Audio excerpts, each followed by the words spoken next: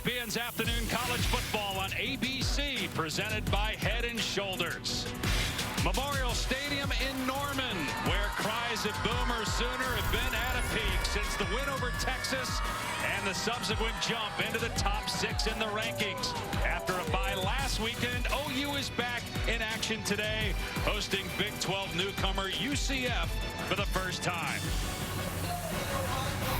Expectations for Oklahoma this season were not particularly high after a 6-7 record in 2022, but at the midway point this season, the Sooners are 6-0, 3-0 in conference play, following the come-from-behind win over arch-rival Texas. They are one of just 2 teams in FBS, along with Penn State, in the top 7 in both offense and defense entering today's game against the Knights. And hi, everybody, with Dusty Dvorak. I'm Dave Pasch, Tom Luganville down on the field. Simply the greatest turnaround story in college football this season, in a broader sense, based on the fact they've already matched their win total from all of last year after their first losing season in 2.5 decades.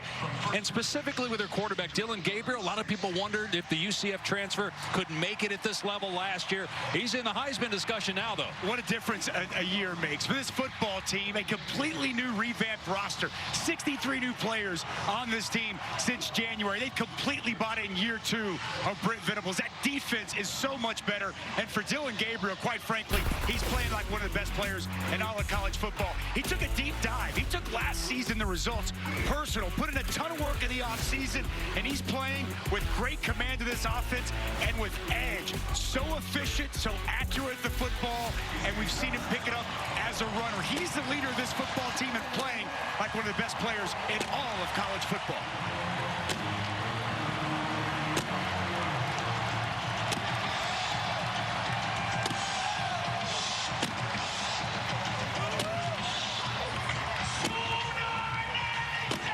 Little extra acceleration in the Boomer Schooner this weekend. Since 1999, OU 23-1, the game after playing Texas. Back after these messages. ESPN.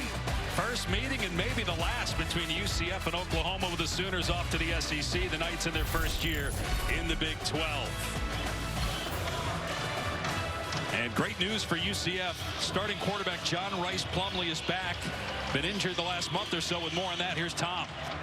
Yeah, Dave, and his return could not come at a better time. Now, UCF already brings the #1 ranked rushing offense in the Big 12 into this game. But what John Rice Plumlee brings is the full complement of the offense. And it's not just the passing game. It's his ability to create, improvise, make things happen when things break down so that you avoid the negative play. And, oh, by the way, he's a home run in the open field if he gets loose with his legs. And we'll see him in a moment. UCF won the toss. First time Oklahoma's lost a coin toss this season, and the Knights elected to receive. 13 players, including Plumlee, needed an IV pregame. A little bit of a bug going around the UCF team as of yesterday, and it's supposed to reach close to 90 degrees today, actually warmer here than it is in Orlando, where UCF is located. And Plumlee will start on the 25-yard line after the touchback. Started his career at Ole Miss. Started 8 games back in 2019, just 1 in 2020, none in 2021. So he transferred to UCF, was outstanding last year, almost 1,000 rushing yards, over 2,500 passing yards. And this year he was injured week 2 against Boise, hurt his knee, didn't play the next 2 games, tried to go against Kansas, but was pulled in the first quarter. They had a bye week just like Oklahoma. So Gus Malzahn told us last night he is good to go, 100%. They need him in the run game, try to keep this Oklahoma potent offense on the sideline. They have 2 running backs also on pace for 1,000 yards as Plumlee throws on first down to Xavier Townsend. And he's wrapped up by Stutzman at the 29-yard line. A gain of 4 on the initial play. They are going to play with serious tempo, want to snap it and go very fast, just like Oklahoma. Here's Harvey, and he gets stacked up. Just a 1-yard run for R.J. Harvey, who's averaging 85 yards per game, on pace for over 1,000. He got hit by Jacob Lacey, one of a ton of transfers on this Oklahoma reshaped defense. So 3rd down. Plumlee with time. Everybody covered, now in trouble. Plumlee gets away and then throws it out of bounds. Initial pressure by Ethan Downs, and a 3-and-out in less than a minute by UCF. Very Very quick 3 and out. Good coverage down the field. Ethan Downs, who's just playing the best football of his Sooner career, barreling down on John Rice Plumlee, and then the speed of Jaron Kanak to force the throw out of bounds. Good start for this Sooner defense. Year 2 for Brent Venables as the head coach here. Longtime defensive coordinator at Clemson and at Oklahoma. Was here when they won the national title back in 2000. UCF near the bottom of the country in net punting. Here's Freeman on the return. He's got some running room. And Freeman past the 40. And finally wrapped up at the 45. But right on cue with the bad punt coverage by the Knights. That's been an issue all year. So excellent starting field position for Dillon Gabriel, who started his career at UCF. This is his 44th career start. He started 25 games for the Knights, including 3 in 2021. Gus Malzahn's first year there, but he got hurt that season. Ended up transferring to OU. Struggled last year, but not this year. 16 touchdowns, 8th in the country. Passing yards per game in the top 10 as well.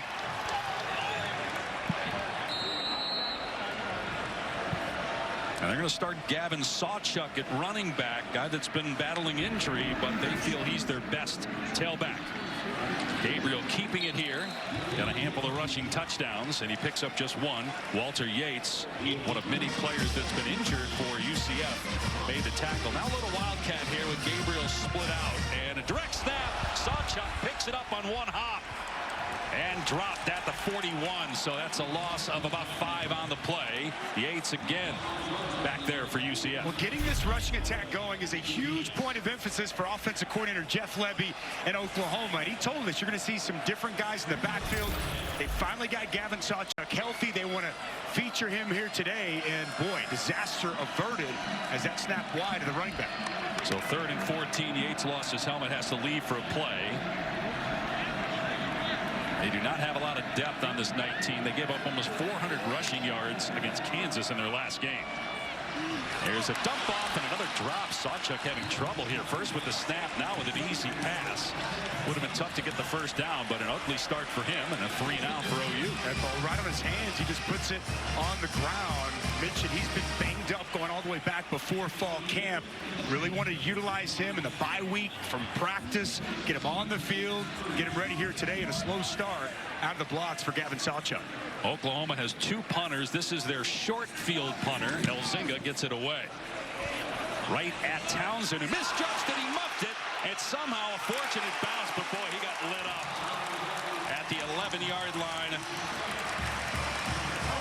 by Spears Jennings. Oklahoma, good special teams play here and a very lucky bounce for UCF. Otherwise, that's Sooner ball inside the 10. Take a look at today's Voya Financial Impact players. Let's start with R.J. Harvey, running back for UCF. He's outstanding. Can make you miss. Explosive and hard to tackle. Tremont Morris Brash creates a lot of negative plays. Drake Stoops, Mr. Reliable. When the Sooners need to play offensively, Drake Stoops always there. And Danny Stutzman playing as well as any linebacker in all of college football. And thus the UCF starting this drive on its 12-yard line. And no running room whatsoever as Harvey is wrapped up for a 2-yard loss. Jaron Kanak was there defensively. Jaron Kanak downhill on a blitz, gets through, nice through that offensive line, and Danny Stutzman there to clean it up. These two guys have an incredible relationships. They're roommates together, and boy, they are really starting to take their play to the next level. And creating negative plays with this Oklahoma defense does so well. Number 3 in college football with 52 tackles for loss coming into today. Plumlee behind an offensive lineman trying to find some running room. Gain of about 4. Stopped by Dasan McCullough. This is an Oklahoma defense that has greatly improved from a year ago. In fact, they're the most improved team in points allowed in the Power 5. They gave up 30 a year ago, which was 98th. They're at 14 points per game this year, which is 7th in the country. 3rd down and 8. Plumlee on the run. In trouble and sacked by Ethan Downs. That's 4.5 on the year for him. He had 4.5 all of last year. We had mentioned Ethan Downs playing the best football of his career. What he does really well, he keeps contained on the outside. Going to force John Rice Plumlee to come back into his help. Gets off the block, and he makes gets Plumlee to the ground. Excellent individual effort there by Ethan Downs, playing his job properly and then getting off the block and making the play. And off the double team. Wow. Now they have to punt from the middle of the end zone. 6 plays run by UCF. And that one ends up in the front row of the stands from Mitch McCarthy. And they have yet to stop, and now they will mark it out of bounds at the 40-yard line, a 29-yard punt.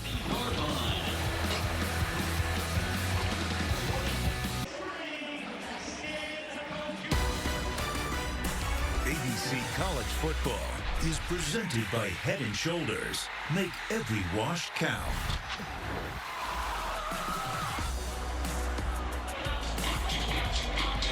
Nick Anderson with a game-winning touchdown 2 weeks ago to beat Texas. It was his only catch of the day. And then Danny Stutzman, the Stutzman Stogie. And I have to think this is going to become a legendary picture in the River Showdown. He had a legendary speech before the game. A team came out on edge, playing with physicality. As Coach Venables told us, they gave him 90 minutes to enjoy the victory. And then it's back to business, but a huge victory it was for this program in year 2 under Coach Venables. They got Jaleel Farouk in the backfield here with Gabriel. And Gabriel keeping it with room inside the 35 and down to the 32 for the former UCF Knight in his second year. Jeff Levy is the offensive coordinator. He played for him at UCF as well. Really good read by Dylan Gabriel. Backside D enclosed, and Gabriel took advantage. He hits Freeman out in space here, getting the first down. That's the first down for either team today. Down to the 25. Evan Freeman's got excellent speed and really good with the football in his hands. Getting him the ball second half of the season a priority. This is interesting again. They got Farouk in the backfield. We saw Sawchuk out there in the first series. He put it on the ground twice, a fumble and a drop ball. They do have other guys that they can use at running back, but they've got Farouk back there now for the 3rd time in the series. He had 5 catches, a career high 130 receiving yards against Texas. Gabriel to throw. Nobody open. Gabriel spinning and now launching it out of play. It'll be 3rd down and 10.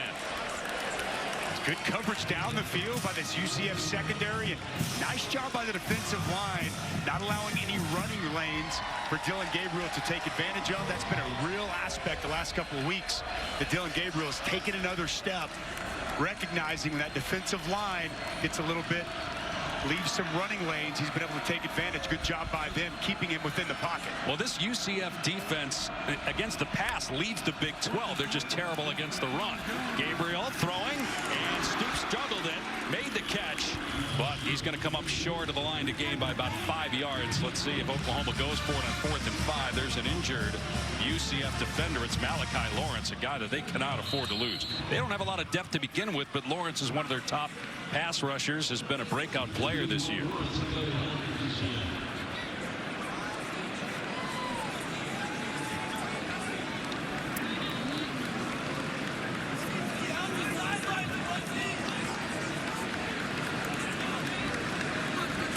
So a decision here. If you're Brent Venables, what are you doing here?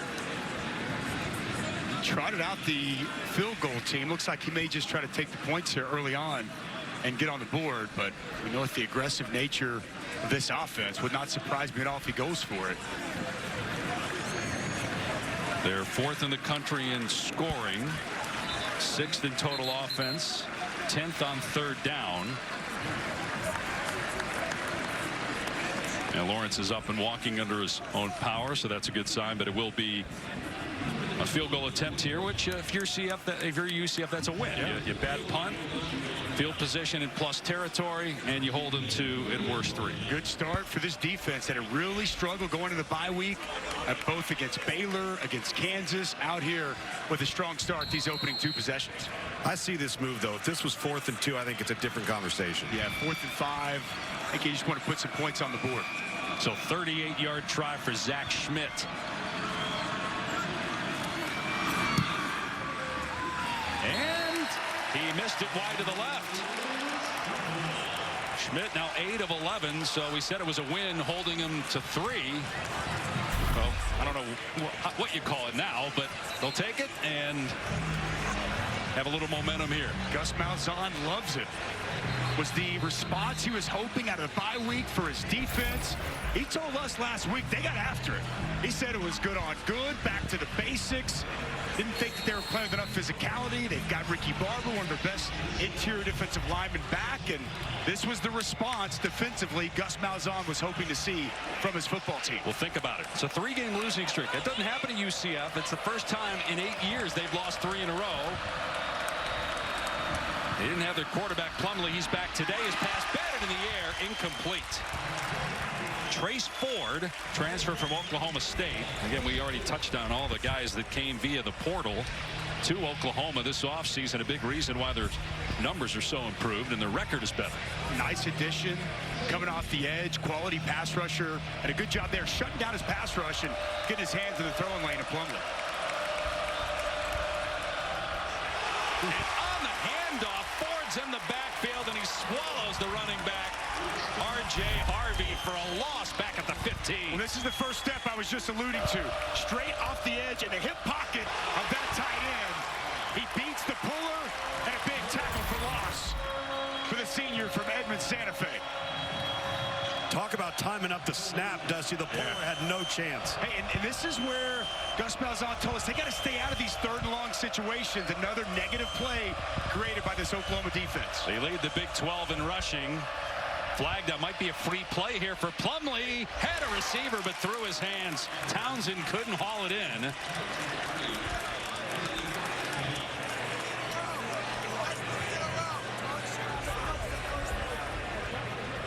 Offside.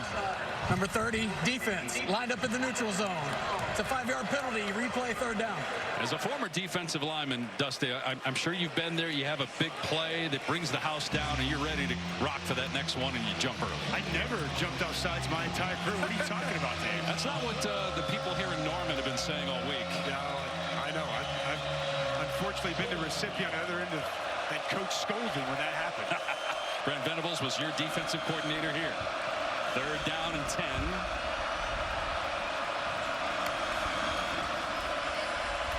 Plumlee taking a shot, and the pass dropped. It looked like Kobe Hudson being defended by Gentry Williams. Don't know if Williams got a hand in, but that certainly looked like a catchable pass for Hudson.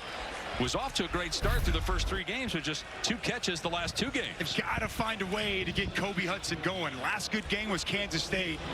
It's so important for him to get going. A little hand fighting there down the field. Gentry Williams, who's really had an excellent start to the season at corner for Oklahoma, probably got away with a little hand fighting down the field. Got to make that play, though, when you're on the road if you're Kobe Hudson. Yeah, you do. And that's what they wanted, to get him going early. Missed opportunity down the field. So another punt, the 3rd already for UCF. And another bad one. Wow, fair catch made by Freeman. Again in plus territory, only about a 25-yard punt.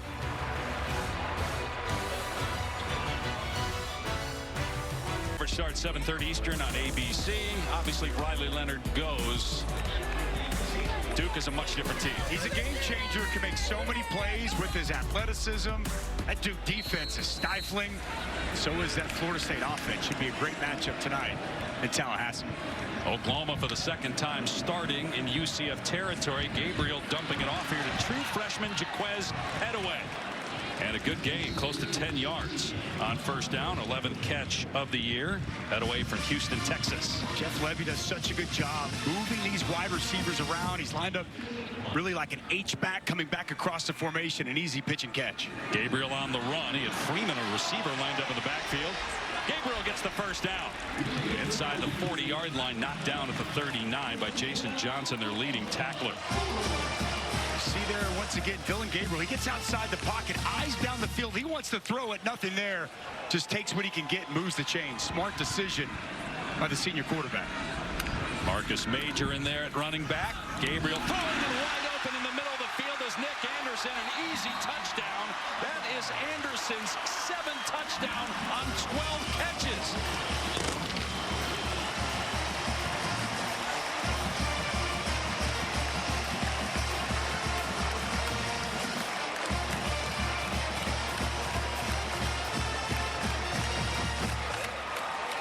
Nick Anderson has been Dylan Gabriel's favorite target. He's got, as we mentioned, the 7 scores, all coming in the last 5 games. The game winner against Texas 2 weeks ago, and the game starter here. 17th touchdown pass for Gabriel on the season. And the extra point good, 7-0, a 51-second scoring drive. We're waiting to see who's going to take over from Andrel Anthony. Nick Anderson is going to be that guy, and it does not take long at all. Working right here, just simple slant. And when you get these linebackers up, it opens the field, opens the middle of that field completely. You get the play fake, RPO, backers up, middle of the field's open, easy touchdown toss for Dylan Gabriel to Nick Anderson. Yeah, Dusty, it looked like there was a bust as well in the secondary. And you mentioned Andrel Anthony. He is their leading pass catcher. Started the first 6 games, but a season-ending knee injury against Texas. But they feel pretty good about the weapons that they have remaining. They're just so much deeper, right, Dusty? I mean, the weapons that they have this year compared to last year and the way to move the pieces of the puzzle around the board are really impressive. Absolutely. I mean, competitive depth is what Brent Venables has talked about since going all the way back to the preseason, and that's what we've seen play out really on both sides of the ball. But at wide receiver in particular, this is a completely different room than they were a year ago. Many more moving parts for Jeff Fleming to utilize.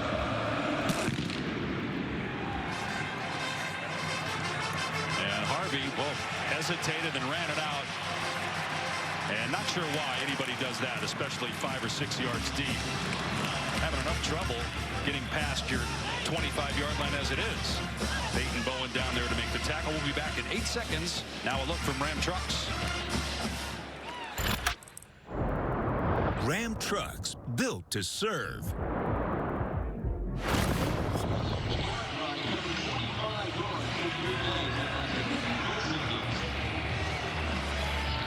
So 7-0 Oklahoma. Dave Pasch, Dusty Dvorak, Tom Luginbill. John Rice Plumlee returning after a knee injury. Missed most of the last 3 games. Was under the weather yesterday. And so far, this UCF offense has been able to do nothing against Oklahoma's stout defense. They try to run it again. R.J. Harvey cut down for a loss by Dasan McCullough. Coming into today, UCF leading the Big 12 in rushing. So many negative plays already for this Oklahoma defense. And again, once again, going to pull backside guard, slow developing counter play. And it's Dasan McCullough knifing in off the edge for the 4th tackle for loss for this Sooner defense already. They're daring UCF to throw the football. It's a crowded line of scrimmage with Crimson. 2nd and 11 on the 13. Plumlee 1 of 4 passing. They try to run here with Johnny Richardson, and they finally get decent yardage out to the 18. Still going to bring up 3rd and long. But Richardson, another guy that's on pace for a 1,000-yard season. They average 246 on the ground as a team, but it's a different bird today going up against this Sooner defense. Johnny Richardson, boy, he's got speed, explosiveness, and can make you miss. They've got to find a way to get Richardson and Harvey going here in this ballgame. He had 79-yard touchdown run on the first play against Baylor, a game that UCF led by almost 30, but lost earlier this season. Plumlee trying to set up a wide receiver screen. Again, Oklahoma is all over it. As soon as Baker made the catch, he was dumped by Reggie Pearson, and here comes another punt for UCF. With this aggressiveness from this Oklahoma defense and understanding exactly what they're getting. Quality read by Reggie Pearson. He saw the wide receiver go to block. He engages, and it's catch tackle once again for this Oklahoma defense. Just all over the field, creating negative plays, and yet another 3 and out for this UCF offense. Another punt for McCarthy. The last 2 have been awful. Standing inside his 5. And that one not pretty either. It's fielded. Dangerous play by Freeman that time to grab it on a hop. He stepped out of bounds. But for the 3rd time, Oklahoma is going to start close to midfield. They're actually backing up a little bit. They say that he stepped out around the OU 47. But still very good field position for the Sooners, already leading 7-0. just being around this week, Dusty, and talking with the coaching staff yesterday, there's such a different vibe. We were here for Bedlam last year. Towards the end of the year, it was a struggle for Oklahoma. And just the way the coaches have talked about the program, and Venables told us, look, we are so much more efficient. It's my first year as a head coach, learning experience with everything last year. Been at Clemson for so long, changed up some things in the offseason, and it feels like a different world here for the Sooners. Out in space is Farouk. Still on his feet, dragging a defender for a first down to the 41. A gain of about 11 on the play. Well, he's so difficult to tackle. Get the ball in his hands, and good things happen.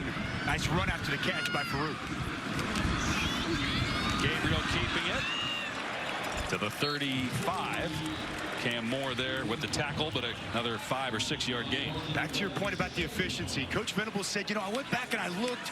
We weren't fresh at the end of the year. We weren't finishing games, changed a lot of different things, and it's a fresher, more efficient football team for sure. Gabriel's pass incomplete. You mentioned earlier, too, the 90 minutes he gave the team to celebrate. Yeah. He said that was hard for him. Yeah.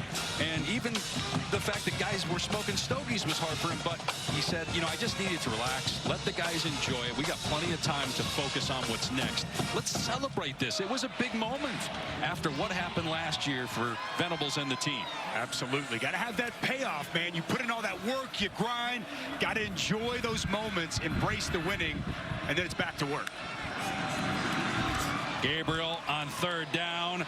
Receiver comes free, and it's a first down. Nick Anderson to the 28-yard line for 8 yards. It's really about the protection here all day for Dylan Gabriel. Stand tall, in the pocket, survey the field, looking down the field, nothing's open, and it's Nick Anderson right there over the middle for a check down and moving the chains. And, Tom, that's one area, watching Dylan Gabriel on film, climbing up in the pocket, I think is an area that he has really improved upon. Yeah, not going lateral. Laterally will get run down. Climbing up, he can find an outlet. Major gets the carry, stood up here by Johnson. No gain on the play. Just needed something good to happen on defense, especially against the runner for UCF, given what has transpired this year. 121st in the country in rush defense. They've struggled, but one of the bright spots is Jason Johnson. I mean, he's a 6'2", 235-pound physical linebacker who comes downhill. All conference in the American a season ago. Gabriel with a long throw to Anderson, gets a block. And down to the 21 before the tackle is made by DeCorian Patterson. So critical third down here for UCF's defense, with Oklahoma going up tempo and a ton of momentum right now. 3rd and 3. And Major is tackled at the 19-yard line, short of the line to gain. Got to think Oklahoma will go for it here. Yeah, this is the go zone for Oklahoma. It's really good. Ricky Barber, who's back, splits a double team, gets off, makes that play short of the first down marker. A big 4th down here for UCF as Jackson Arnold, the true freshman, checks in. This is really interesting. Now, he does have 12 carries. He's the Gatorade National Player of the Year from a year ago. And now we've got a timeout called here by UCF. They saw Arnold lined up at quarterback. Timeout, UCF. This is our first of the half. 30-second timeout. That's interesting. I mean, Gabriel's a really good runner, but Arnold is too, and he's a threat to throw the ball. He's 13 of 15 passing, went 11 of 11 in his debut, week 1 against Arkansas State. Next Saturday's featured college football game on Big 12 Now on ESPN+. Baylor and Iowa State at 3:30 Eastern. If you're a Big 12 fan, you got to have it. Sign up today at ESPNplus.com/Big 12 Now. Oklahoma, the only unbeaten team left in the Big 12. Iowa State, though, is in second, 3-1. Obviously, a lot of games to be played. Top 2 teams will meet for the Big 12 title game. Matt Campbell has done an excellent job turning that thing around there. Remember, going back before the season, lost several starting players, including their quarterback, with that gambling scandal that was going on there within the state of Iowa, and they've bounced back, and they're really playing some good football. Here comes maybe the tush push, although they shifted out of that formation, and Gabriel hands it off to Major, who gets a first down. So they brought Gabriel back in at quarterback. They lined up as if they were just going to shove the quarterback forward. They shifted out of that, and they run it to Major, first down. Under center power football off the left side. Nice block by the left tackle, Walter Rouse, to pave the path. Here's Major again, hit in the backfield this time and dropped. Tremon Morris-Brash, who's third in the country in tackles for a loss. That's 13 now on the season. 51 for his career. That's the most among active players in FBS. I like watching him on film. Very productive, setting the edge well, using his hands, getting off the block, and making a negative play. His nickname is Drop. He dropped him for a loss, Dave. 2nd and 11. And a penalty marker down. False start. I love how number 60 offense. 5-yard penalty. 2nd down. We're able to tie that in, but the reason that he's called drop is back when he was a kid, he was always coughing.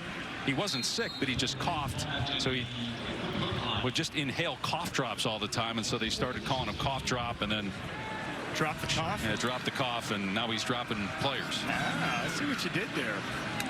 2nd and 16, play action pass. Gabriel setting up and dumping it off to his check down Sawchuk. And that was well defended on the near sideline at the 18. So gain of 4, 3rd and long here. Good tackle by DeCorion Patterson coming up in support. Getting Sawchuk on the ground pretty quickly. That's the one area in the secondary that UCF actually has some size and some weight. And you're right. I wonder if they haven't gotten much pressure on Gabriel. See if they bring added pressure, try to get the ball out of his hands. Haven't attempted to. It is. Gabriel in trouble, sacked, and it was Lee Hunter that got him. And remember, Oklahoma missed a field goal from about this range earlier in the game. That's the 3rd sack for Hunter this year. We're going to be pressure inside, and then it's going to be Hunter on the loop. He's able to get home and get a big sack and get this UCF defense off the field. Addison Williams hadn't dialed up much pressure to this point. They dialed up at the perfect time and get a big sack. Zach Schmidt missed a 38-yard field goal attempt, hooked it left earlier. This is a 43-yard try. And Oklahoma has to call a timeout. Only had 10 guys on Oklahoma. the field. This is their first of the half. This is a 30-second timeout. So they have to burn one there.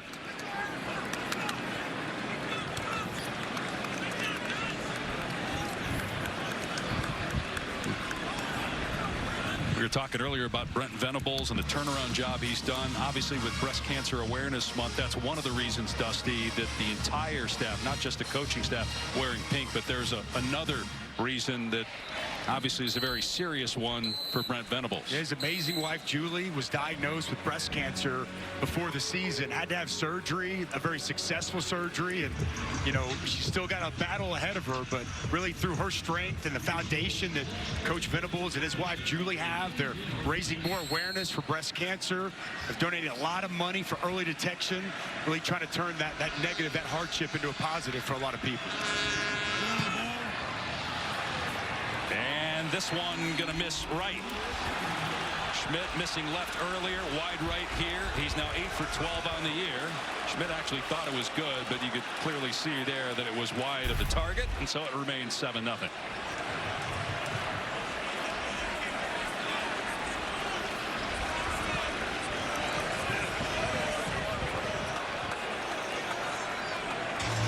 Gus has got to love that from his defense. Second time they've been able to bend but not break, forcing field goals. And so far here early, Zach Schmidt just off base, missing left once, now pushing it right. At some point, though, you got to get something going offensively, and Darren Hinshaw's the play caller, but Gus Malzahn obviously heavily involved in the offense, and what they've done so far hasn't worked. Now, clearly Oklahoma deserves some credit for that, but they've been able to get the rushing attack going. I mean, that's the bread and butter of who this UCF offense is. They've got to be able to run the football. We haven't really seen much of an impact at all with John Rice Plumlee, who's back, starting here today. We were told fully healthy last week in practice. They pushed him, really tested that leg, and he's been fired up and ready to go, get back on the field and lead this football team. R.J. Harvey, haven't really seen him get going yet either. They need to establish a running game on this possession. Harvey on first down. Out to the 29, Downs dragging him to the ground, so a gain of just 3 on the play. as they have just a handful of rushing yards in this game. And try Harvey again between the tackles. And he pinballs forward close to a first down. Again, Downs there defensively. They're going to mark him short by a yard. Good positive run. You see the burst into the second level. Nice pickup for R.J. Harvey. A third down and a yard. Harvey bounces off an offensive lineman and does get the first down. Boy, they list Harvey at 205. We were down on the field before the game. He looks a lot thicker than 205. Did a good job there to wait till his offensive lineman cleared so he could dart forward to get the first down, I should say. So UCF trails 7-0 after one, and we'll be back after these messages and a word from our ABC stations. Playing their tails off here in the first quarter. How do you continue to adjust to what you're seeing up front so you can get some positive yards on first down? Well, you know, they're blitzing. They're in us to pass. They're mixing things up. We got to get a drive together. We need to go down and score, and we'll get in this game. All right, thanks. Well, despite being dominated in that first quarter, Oklahoma had 2 missed field goals. UCF only down 7-0. They just got their initial first down, and Plumlee to throw, and wide open is Xavier Townsend, turning it upfield and dumped by Stutzman at the 45, but that's a good gain on first down. When Townsend's got a chance to be electric, really elusive, like to get the football in his hands. Nice pickup on first down. Richardson hit in the backfield, breaks a tackle, still struggles to get back to the line of scrimmage. Isaiah Coe missed the tackle, but Kanek was there to get him to the ground. Third down. More penetration.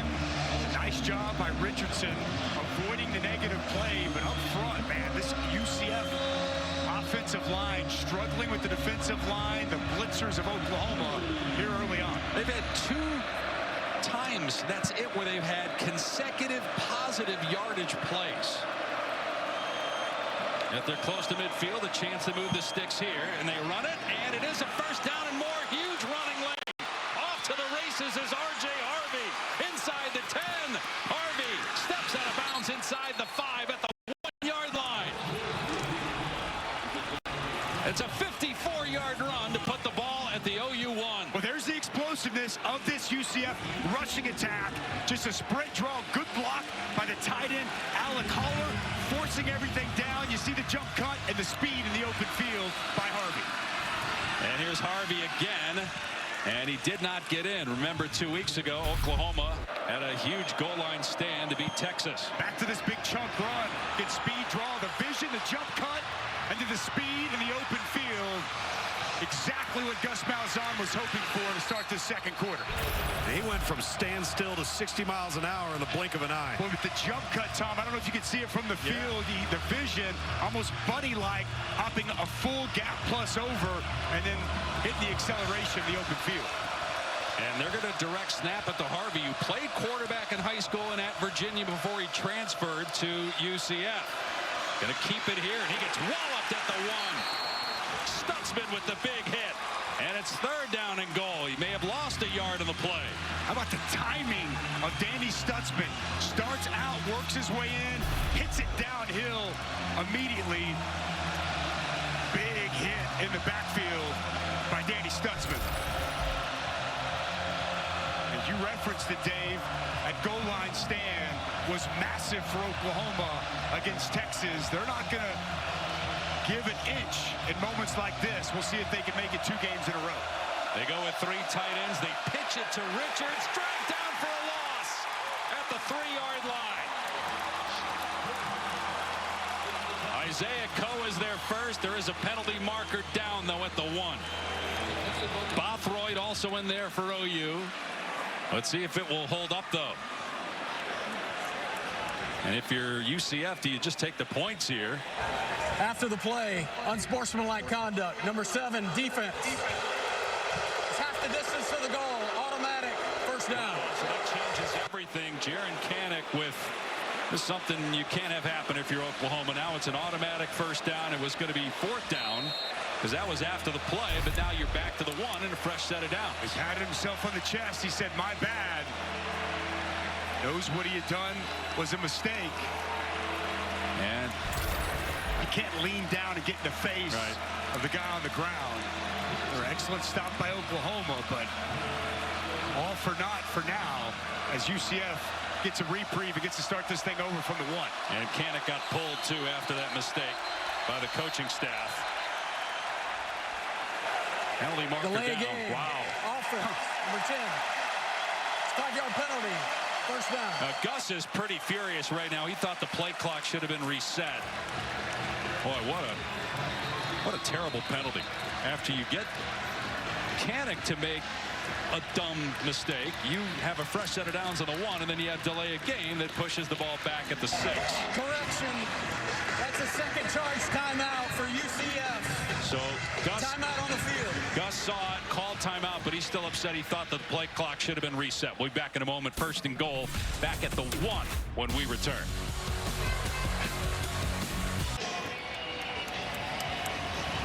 Greatly improved red zone defense for Oklahoma this year. Plus, they've only given up 1 rushing touchdown in 6 games. Matt Austin, our rules expert, chimed in with us during the break and told us the officials got it right in terms of how they placed the ball and when they started the play clock, even though Gus Malzahn was upset, called his second timeout. But because of, again, the penalty on Oklahoma, instead of 4th down and goal from about the 3, it's 1st and goal for UCF at the 1. R.J. Harvey, who had the big run to set the ball up, but the Oklahoma 1 is in the backfield with Plumlee. Plumlee fakes the pitch, walks in for the touchdown. Second on the season for Plumlee, and just the second allowed on the ground by Oklahoma this season. Huge touchdown for UCF. Just going to run a little quarterback counter. Pull backside guard, pull backside tight end, sets up perfectly. And John Rice Plumlee plays off the drive with a big touchdown score. It's amazing how one explosive play can change everything, because Oklahoma has dominated, but the missed field goals, obviously the score was only 7-0 instead of 13, but that large run by Harvey, part of that 10-play 74-yard run. And a mistake by Jaron Canick. Getting the unsportsmanlike conduct to, instead of making it 4th down from the 1, obviously give him 1st and goal from the 1. Colton Boomer, kind of an interesting last name to have being played a game here in Norman on the opposing sideline. Game tied at 7. Acknowledge me or not, that don't really make no difference to... Beautiful campus here in Norman, the Mums tradition in the South Oval at Oklahoma, spanning more than 70 years. This season, for every field goal and extra point made by participating universities, Allstate will make a contribution to the university's General Scholarship Fund. Thank you, Allstate. South Oval is gorgeous. You love mums, right, Dave? One of your favorite flowers. In Arizona, we don't have a whole lot of mums, except the ones you can drink. The cactus guy. Yeah, he is. Kickoff hammered through the end zone. Let's check in with Kevin Nagandi in the studio. Time now for Allstate. Good hands play of the day, and it's a nightmare here for Cincinnati's Braden Smith. Bogut, special teams, a big concern for the Bearcats. Doesn't get the clean catch, and then... Kev, you ever start your day and know something's going to go wrong? When he dropped it the first time, he knew something was going to go wrong. Byron Vaughn's there. Mom's, Booker's a big fan of that, Dave. Back to you.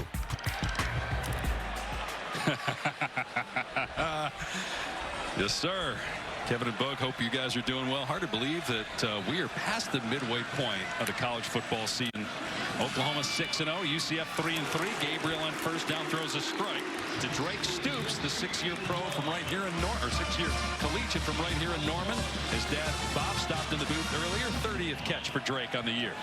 Such a key piece of this offense. Nice catch going to the ground. Gabriel finds Farouk, and he's slung to the ground at the 41, but it's a first down. Jalil Farouk, he's taken his game to another level this year. He's always been great with the ball in his hands, but he's developed into a better wide receiver. Clean catch there with his hands, better route runner. And Jeff Levy told us he's very proud of the work he's put in and the player that he's become this season.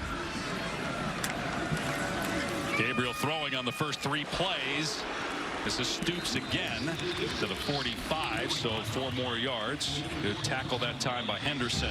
Much better tackling out of UCF since that opening possession.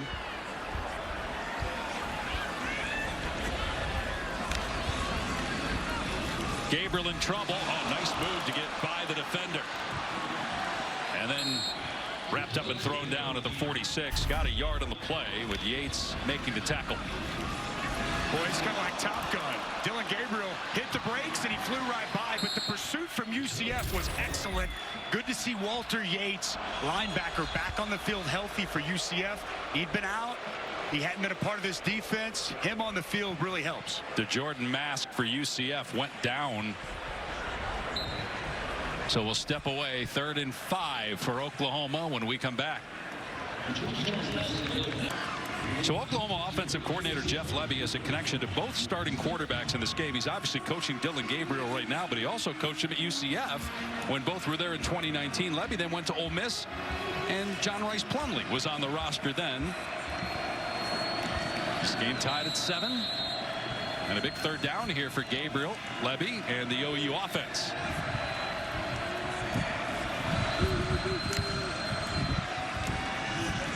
Gabriel flushed out of the pocket, throwing on the run, and incomplete. High pass that Anderson could not bring in. 4th down, and Oklahoma will punt for the first time. Another stop for this UCF defense. You're going to go drop 8, just a 3-man rush up front. Dylan Gabriel gets outside the pocket nicely. Nicky's got Nick Anderson open. This pass just sails on him ever so slightly. Anderson can't climb the ladder. UCF once again gets a stop defensively. Gus Malzahn has got to be elated with what his defense has shown up here at Norman with today. Actually, the 2nd punt for Oklahoma. Elzinger will boot it deep. Xavier Townsend standing at his 10-yard line. He muffed that first punt. Lets this one bounce, and it goes into the end zone and will come out to the 20. Let's check back in with Kevin in the studio. Dave, AT&T 5G keeping fans connected as we take a look at our multi-view, which is showcasing a bunch of key games here and events across all our networks. Mississippi State up 7-3 against Arkansas over on ESPN. How about Memphis up a touchdown? We got 5 touchdowns in that game over on ESPN2 in the first half. Norfolk State up 10-6 against Howard late in the first half. And BC and Georgia Tech knotted up at 10 apiece midway through the 2nd quarter over on the ACC network. Back to Dave, Dusty, and Luke. All right, Kev, some tight games here in the early window. You look at that last drive compared to the first quarter where they had just 15 yards. And Plumlee throwing it out in space. Townsend able to break a tackle and stepped out of bounds at the 24. A positive yardage, gain of 4 on the play. They love to get Townsend involved out on the perimeter, sometimes in the run game. He had a rushing touchdown last year in the AAC championship game. This is UCF's first year in the Big 12. They were in the American for 10, Conference USA for 8 years prior to that, and in the MAC for 3 years. Obviously, Oklahoma leading the Big 12 after the season. First meeting between the two, and maybe the last. Plumlee in trouble, flips it forward, and it's caught on a screen pass out past the 30 to the 35-yard line is Randy Pittman. The true freshman tight end gains 11. Well, this is an excellent play by John Rice Plumlee. Ethan Downs gets there immediately and just gets it out of his hand. Locates the true freshman. Nice yards after the catch. That was near disastrous. Plumlee throwing again, and a big hit on the edge. Baker dropped by Billy Bowman, one of the top players on that Oklahoma defense. With Billy Bowman Jr., he is a big-time safety, so instinctive. You see, as soon as he diagnoses what's coming, the reaction and close to the football, stellar. Played his best football game of his career against Texas. He was flying around, making big hits. Key piece of this Oklahoma defense. He has 2 interceptions on the year, including a pick 6. 2nd down and 10 for UCF. Another pass play. Plumlee over the middle. Receiver wide open is Kobe Hudson. All the way to the 41. They finally get Hudson involved. He's been quiet the last couple of games. Gain of 24. And they are going fast, getting on the football, get this Oklahoma defense. Here's Harvey, and tackled backside by McCullough, but gain of a couple there. UCF maybe gaining some confidence. 3-game losing streak, had the bye week, got back to basics. Gus Malzahn got after everybody, and he said, look, after that loss 2 weeks ago against Kansas, I don't know that we would have been ready to play had we had to play a game that next weekend. They blew a 35-7 lead to Baylor, and there was a bit of a hangover effect in Lawrence. The bye week came perfect, and great start here for this night's football team. On 2nd and 8, here comes a reverse. Juggling it is Townsend, but he's able to get the first down and more. Boy, you wonder, had he not lost a little bit of momentum with that juggle, might he have scored? He still gained 17. This is part of Gus Malzahn, little gadget. Again, just trying to create ways to get Townsend the football in space. Nice job blocking by the tight end. Alec Holler out in front. And boy, this second quarter has completely shifted everything from what we saw early on. This UCF offense got some rhythm to it, creating some big plays. And success on early downs has been the biggest difference. That's the key, Tom. When they can get positive yards on that first down, it changes everything for the play caller. No running room this time for Harvey, bottled up at the 25. I think the other thing, too, guys, is the leadership of John Rice Plumlee. His backup, Sidney McClain, played well when he was in there when Plumlee was hurt. The numbers were good, but Plumlee is, without question, the leader of this team, and they missed that. There's no doubt. 100%. And even when he was hurt, when he was rehabbing, when he was trying to come back, he was right there for Timmy McClain. His leadership never left this football team, but there's a difference between leading from the sidelines and leading as the starting quarterback on the field. Loss of 3 on first down. Harvey finding a hole, trying to get the edge. He does, breaking a tackle, and out of bounds close to the line to gain. Pushed out by Stutzman, but it looks like a first down. Gain of 13. What a gorgeous run. But it's all him. There's nothing there initially. It's the vision, the cutback, and the burst in speed to the sideline, making a couple of defenders miss. And a quality pickup once again by R.J. Harvey. Tom, I mean, I don't know what it looks like down there from the field level. When we were watching film of this guy, I was just blown away at the skill set, the size, the power, the elusiveness, and then the speed in the open field. Well, and Dave brought it up in pregame warm-up. He said, look at that kid. I mean, he is a great-looking kid. In his lateral mobility and his agility to maintain balance as he's making a cut, getting to the sideline, really impressive. We saw it right there. Outran the Oklahoma defense. Yeah. UCF burning its final timeout. UCF has called their final timeout. But the Knights accomplishing their goal, taking time off the clock and moving the ball. Hope. UCF in the red zone, dominating Oklahoma in the second quarter, outgaining the Sooners 129-21. R.J. Harvey has rushed for over 70 yards. Johnny Richardson, his backup, is in right now on first down to the Oklahoma 12-yard line. Trying to get outside is Richardson, but he's tripped up. Flag comes in. Kendall Dolby on the tackle. Face mask on Dejon Terry. He's coming off that block. I think he got a piece. Personal foul, face mask, number 95, defense. That penalty's half the distance to the goal. Automatic, first down. And Dusty, that's the second big mistake, unsportsmanlike penalty by Oklahoma inside the 10-yard line. Yeah, Dejon Terry's been so good for the Sooner defensive line. Did you see him extend that hand coming off the block, grabs a face mask, the right call. So first and goal on the 6. Direct snap to Harvey, and no running room, bottled up at the line of scrimmage. They tried to do that earlier on the drive, and Harvey lost a yard, and he loses a yard here with Bothroyd in there first. Terry as well. Second and goal. More penetration from that Sooners front. Defensive line really doing a nice job changing the line of scrimmage. Nowhere to Harvey to run with the football on first down. It's a lot easier to spread that box out when you're in the field, but when that field condenses, you run out of real estate. UCF slowing this thing down a little bit, shrinking this first half as this drive has gone along. Keeping that Oklahoma offense on the sideline, something Gus told us yesterday they wanted to make sure they did, as Harvey drives the legs forward and got to about the 4, bounced off the turf, but was down at the 4, so it'll be third and goal.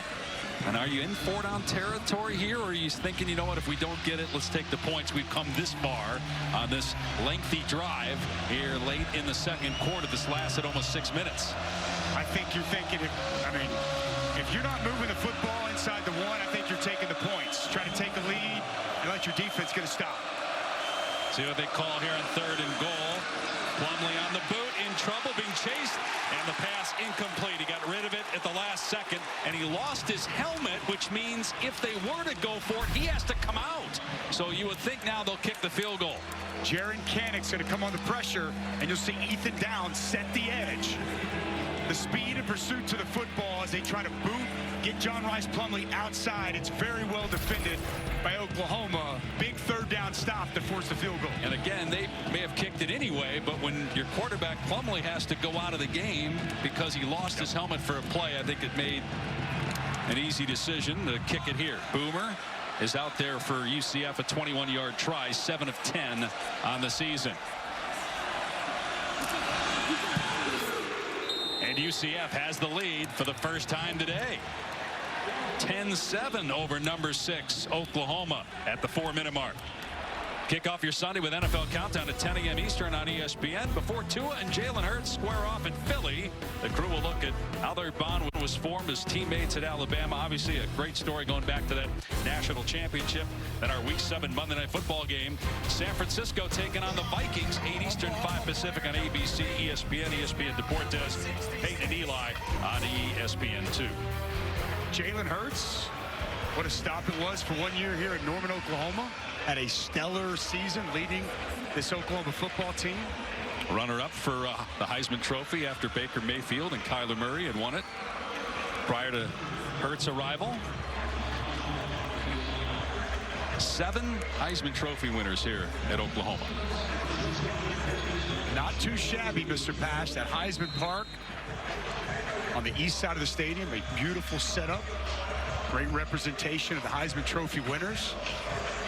A lot of pride around here in Norman, Oklahoma, all over campus. The statues of the great coaches, the great Heisman Trophy winners, and the championships that they've won here in Sooner football. Brian Bosworth on the field before the game. He's been involved some with the program. Here's Farouk on the return for Oklahoma. Past the 20 and dumped at the 25-yard line by Damari Henderson.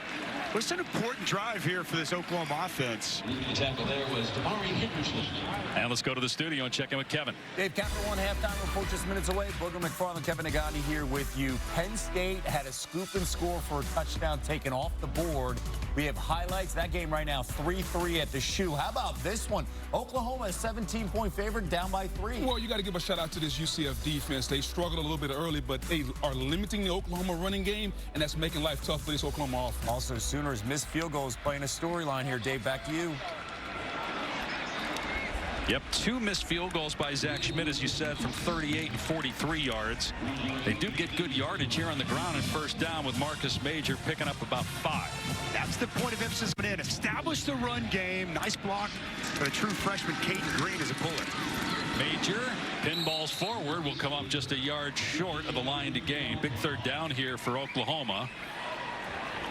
Again, this is a UCF defense that has struggled mightily against the run, allowed almost 400 rushing yards in its last game 2 weeks ago against Kansas. Oklahoma going to keep it on the ground. Major able to get the first down. Out to the 37 as we near the 3-minute mark. Sooners have 2 timeouts left, none remaining for UCF. Major again, 4 straight touches here for Marcus Major, averaging about 38 yards per game. They've been trying to find that guy. Gavin Sawchuk had been hurt. He's back, but struggled in this game, had a fumble. Meanwhile, UCF with 10 guys on the field, they were getting a defensive player off who was injured. Gabriel throwing high, and the pass is incomplete, intended for Farouk, but Lee Hunter was shaken up. There's a flag down, and they may have actually at one point had 12 guys on because Hunter was late getting off the field. Illegal substitution. The defense, 12 men on the field. It's a 5-yard penalty from the previous spot. Replay second down. John Walker was running on the field, and they don't have any timeouts, so they couldn't obviously call one there. This is kind of that predicament this Oklahoma offense at the pace that they go can get you in, trying to shuffle fresh bodies on and off, and it costs tonight's defense there. So on 2nd and 1, pass caught, and it's Stoops getting the first down into UCF territory. Still outside 2 minutes, so the clock keeps running regardless of the first down. It'll stop on first downs inside 2 minutes, a new rule this year. Gabriel off play action in trouble, steps up and throws down the sideline, incomplete. Going for Nick Anderson, but good coverage down there by Patterson. There's good coverage down the field, but good inside pass rush from UCF. You see the slight sidestep for Dylan Gabriel to avoid the pressure, keep his eyes down the field, but nowhere for Gabriel to go with the football. I've been really impressed with the back end of this UCF defense here so far. You talked about that pace of play, Dusty. This is the same defensive front four for UCF for 4 plays right now. Getting tired, but still giving some effort. Yeah. Sawchuck inside the 45. Upended at the 42. Gain of 7. 3rd down and short coming up. Clock nearing 2 minutes to go. Oklahoma trying to get a score here before intermission. Off play action. Gabriel floats it downfield, and it's caught by Anderson into the end zone for a 2nd touchdown. And the Sooners have the lead back.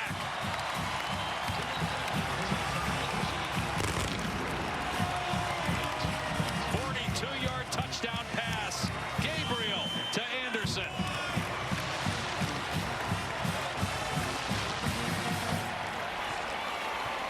Well, Nick Anderson just wins at the line of scrimmage.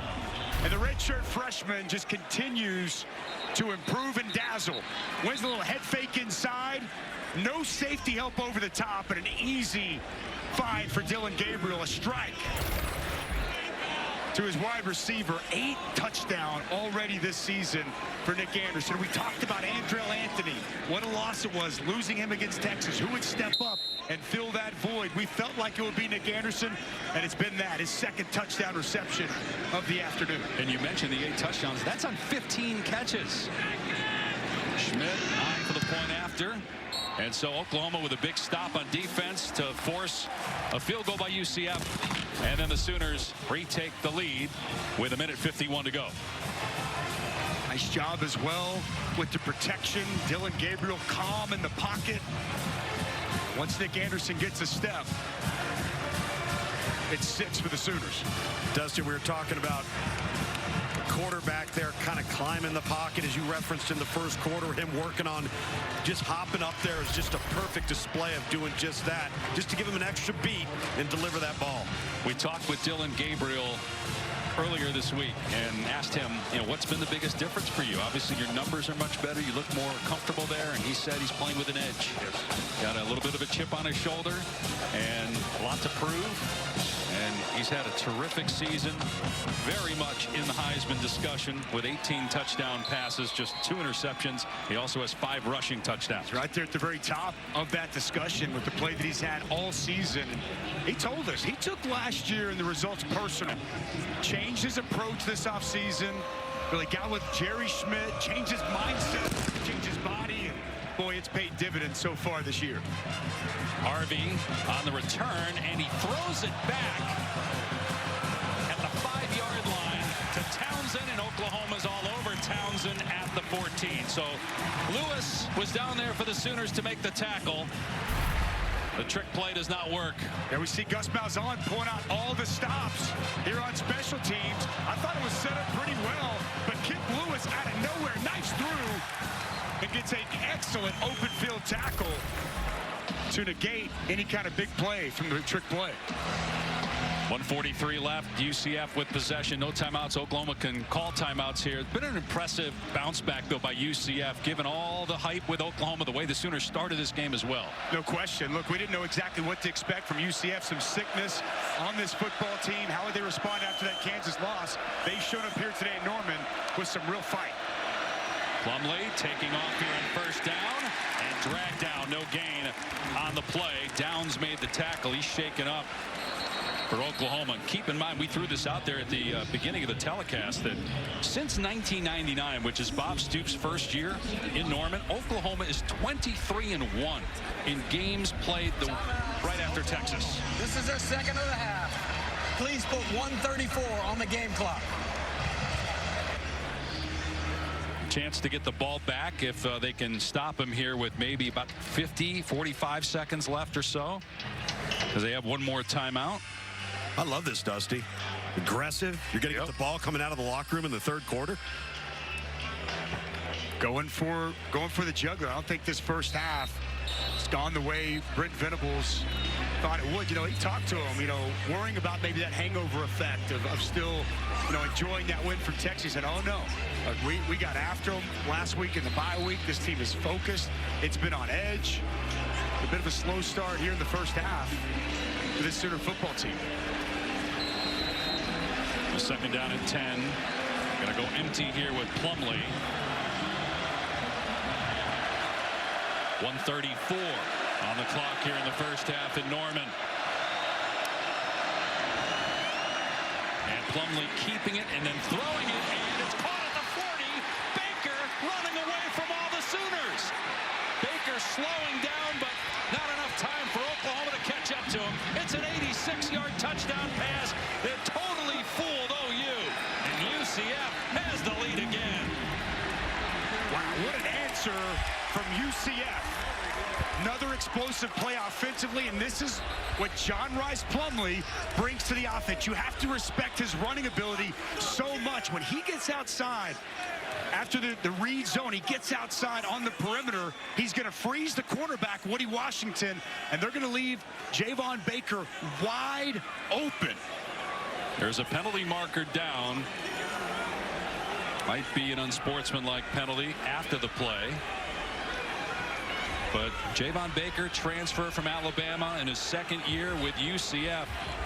And boy, what a response by UCF.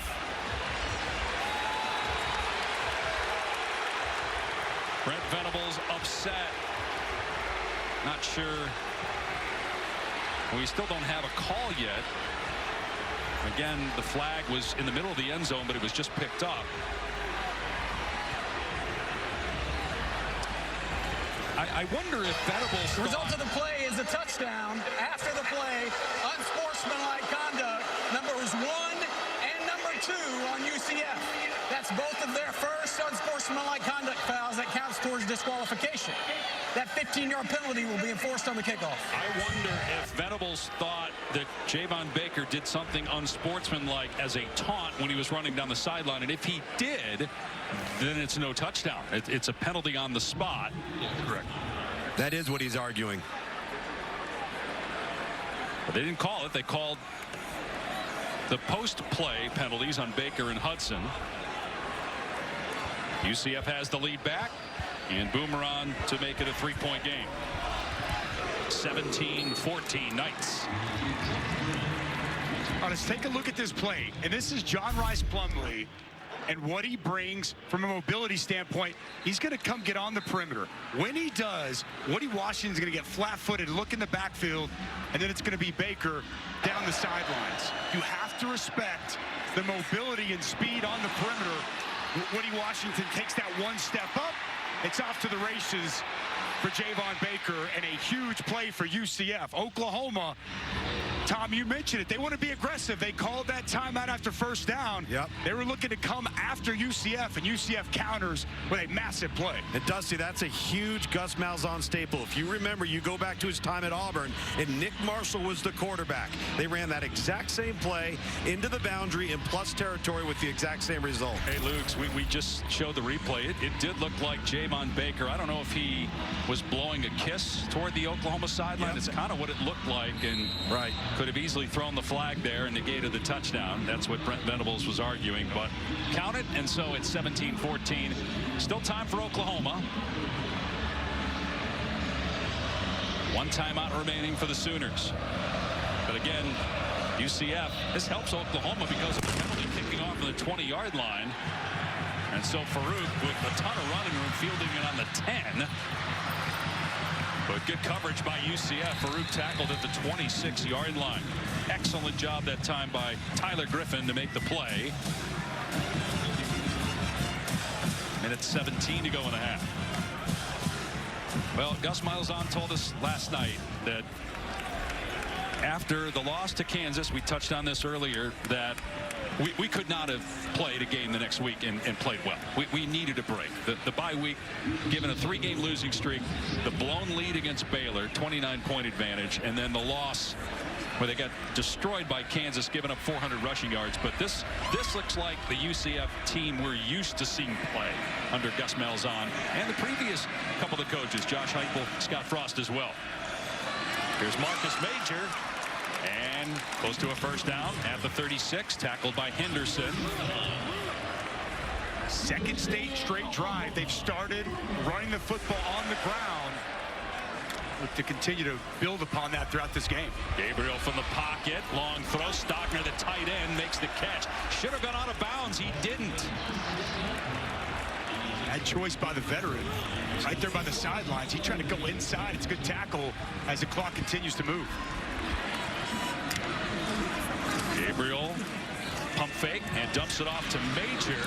Gets the first down. Clock will stop to move the chains. UCF fought so hard to retake the lead. Don't want to be giving up a field goal here at the end of the half and give momentum back to the Sooners, who do get the ball to start the second half. Gabriel, long throw, flag down as the receiver got tangled up with Thornton, the DB. Farouk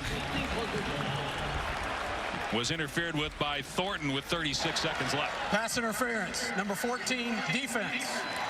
The foul will be placed at the spot of the foul. Automatic first down.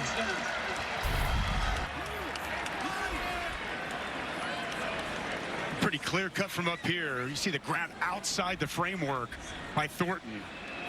Going to draw the flag every time. Ball on the 38, got some work to do here because Zach Schmidt has missed 2 field goals, 38 and 43 yards. They're on the 38 of UCF. Gabriel from the pocket looking over the middle, and it's caught. Close to a first down. Farouk on the catch. They marked him short. That clock's rolling. Only one timeout left for Oklahoma. 25 seconds and counting. Be about a 47 or 48 yard field goal from here. Gabriel looking toward the sideline. It's caught by Farouk, and then he steps out to stop the clock with 15 seconds left. From here, about a 38, 39 yard field goal. Probably have, with that timeout still remaining, 2 more plays you can run on offense.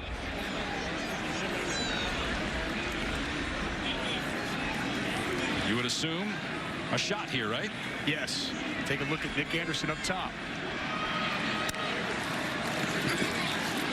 Gabriel flushed out of the pocket, being chased, and throws it out of bounds. So that took 5 seconds, make that 6 seconds off the clock. And again, still have a timeout, so 1 more offensive play, you would think. Got to be in the end zone, right, Tom? Have to. You do not want to leave this up to chance and fall within the field of play. It's got to be in the end zone, and it's got to get out of his hand quickly. Yeah, absolutely. Well, got the timeout, though, guys, so even if it is in the middle. But, yeah, I understand. You're trying to get touchdown, not field goal here. Or they could just get in better field goal range as well. It'd be smart, though. Gabriel into the end zone. A flag down, but it's intercepted. It's picked off by Corey Thornton, but will they call him for interference? 2 seconds remaining in the half. It's going to be interference on UCF, so Oklahoma will have a chance here to get a field goal. Pass interference, number 14, the defense. This is a 15-yard penalty from the previous spot. Automatic first down. Look, one more time here. Matched up one-on-one. You see that right hand come from the backside, get the pull. It's going to draw the flag, and boy, not a whole lot there. Yeah, not a whole lot there. Talking with Matt Austin, our rules expert, he says that was a very questionable pass interference, but it goes to the good fortune of the Sooners to set up this field goal attempt. 0 for 2 is Schmidt, 25-yarder here. And this one's good. And that ties the game at halftime. A questionable call there on that pass interference. It negates an interception and allows Oklahoma 1 more play. They kick the field goal and tie the game. Coming up after the break, the Capital One halftime report. Kevin Agandi, Booger McFarland. Back after these messages and a word from our ABC stations. Oklahoma on an 85-degree day. You're watching the Big 12 on ESPN. And a tie game, 17 apiece. The 6th-ranked Sooners give up just 14 points per game, but UCF has already exceeded that total. An interception in the end zone by UCF was negated because of a penalty. Oklahoma kicked the game-tying field goal with zeros on the clock to even things brings up an intermission. Oklahoma will get the ball to start the second half. This will be a touchback, and so the Sooners will start on the 25. Dave Pashman, Dusty Dvorak, Tom Luganville down on the field. All right, so what are the biggest issues right now for Oklahoma? I think giving up explosive plays. Go back to that second quarter for UCF. They had 2 huge explosive plays. The 54-yard R.J. Harvey run really got things going for this UCF offense. You see the vision, the jump cut, you get out of position, and these backs for the Knights can make you pay. And then an 86-yard touchdown toss. You freeze the corner, and you locate Javon Baker, and it's heels to the field for the touchdown. Oklahoma's going to have to clean that up in the second half. I mix it up here and give it to Gavin Freeman. So the running back carries weren't really working that much. So Freeman gets a touch here and gets about 11 yards and a first down. And that's the aspect that needs to come along. We've talked about it from the onset. Oklahoma's ability to establish the line of scrimmage and run the football. They started doing it the final 2 possessions, and a nice run here on the first play of the second half. Gabriel off play action, dumping it off to Sawchuk out of the backfield for 8 yards as we check in with Tom down on the field.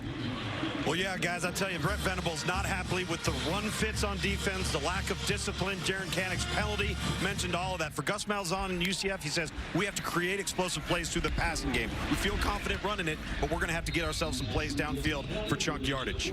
Freeman gets a first down. You mentioned the Canick penalty. There are actually 2 big penalties on Oklahoma. Both unsportsmanlike penalties inside the 10. UCF was able to capitalize on.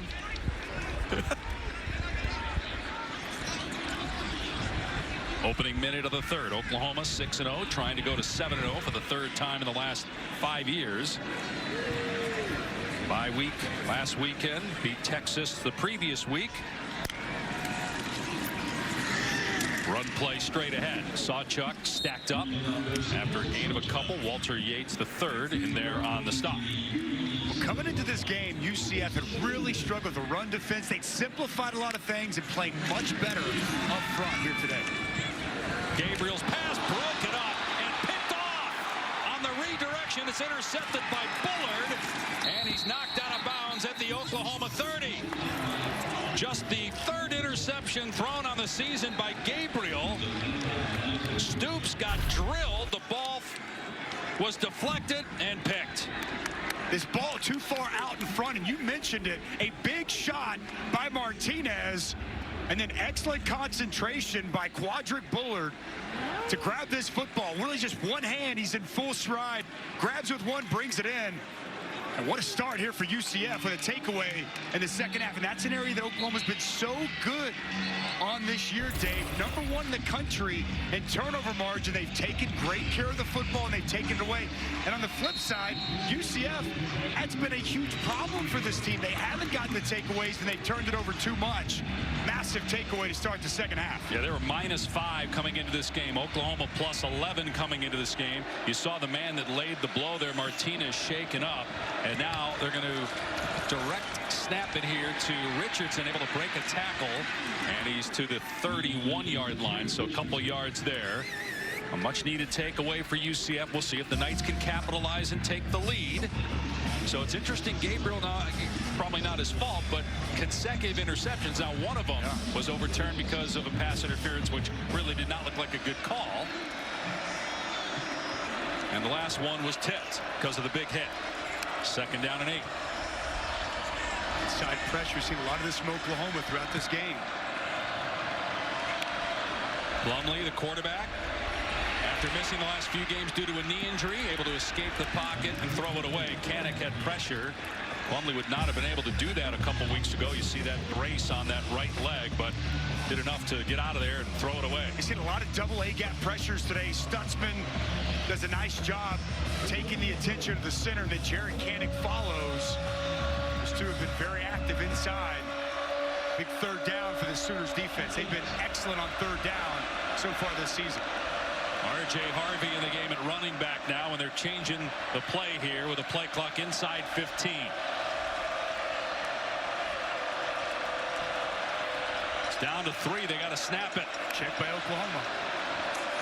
Gonna keep it on the ground. Harvey wrapped up at the line of scrimmage by Jacob Lacey.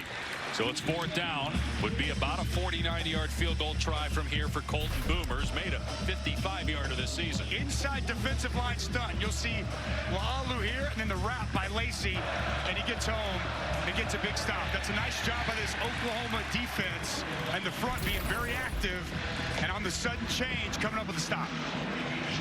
Yeah, kind of an ugly series offensively by UCF after the takeaway, but a chance to regain the lead here. Colton Boomer with a 48-yard field goal try.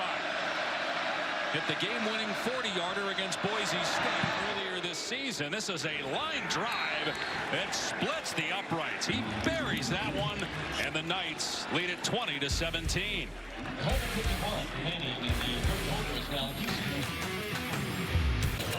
Welcome back to Norman. Time for our Aflac trivia question. So Dylan Gabriel, who's played at both UCF and Oklahoma, ranks 2nd in career passing touchdowns and passing yards among active FBS players. Who ranks 1st in both? Got a guess? Number 3 for Oklahoma is now number 66. No? Stumped you? I'm thinking. Again, Michael Penix has played a lot of football in college, but I can't imagine he's up there with him. Nix has played a ton of football. That's who I think it is. Plumlee's played a lot, but he didn't have a ton of passing yards.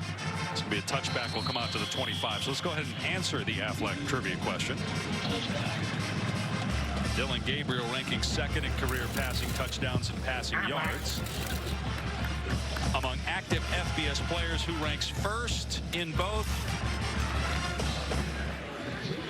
Survey says, oh, yes. Sam Hartman, there you go. You had to think it was another guy that had played a lot of football at a couple of schools, right? Absolutely. Stellar career at Wake Forest. And the offense has been kind of hit and miss at Notre Dame this season. It's a bad miss by the collection of us not getting Sam Hartman. Got to be better, boys. Dylan Gabriel coming off his 3rd interception thrown this season with a short pass to Marcus Major out of the backfield. And it's a gain of only a couple. Tremont Morris Brash out there in space making the tackle. Love the effort by Tremont Morris Brash, sprinting to the sideline to take the ball carrier out of bounds. Excellent effort to the football by the best defensive player. And Morris straight ahead, or Major rather, to the 30. So just a couple there. They're still struggling to really run the ball. They've tried to get creative in the run game. They've thrown it to their backs. 3rd down and about 5. Like an important 3rd down here early in the 2nd half for Oklahoma offensively. The best quarterback run's been when Dylan Gabriel's kept the football. That's right. UCF coming after Gabriel here. Gets rid of it, and it's incomplete. There is some contact, and there comes the late flag. I don't know that was catchable, though. Brandon Adams called for interference on Stoops. Gabriel with pressure coming just made a hope throw. Not sure that was catchable, but it's going to be 1st down. Addison Williams dials it up. You mentioned it. They brought all kinds of pressure. No Ruling on the field is an incomplete pass. Pass interference, number 31, defense. The ball will be placed at the spot of the foul. Automatic 1st down. No safety. Help over the top. They just locked up on it pretty much all the way through. I think it was fine. I think it was fine at the line of scrimmage, but once that ball's in the air, you can't continue to keep hands on the receiver. Yeah, and I think that's the right call. And maybe the reason it wasn't catchable is because the guy had his arms wrapped around him for 5 seconds. Correct. Yes. The ball will be spotted at the 32-yard line. All right, so they get to get the spot right.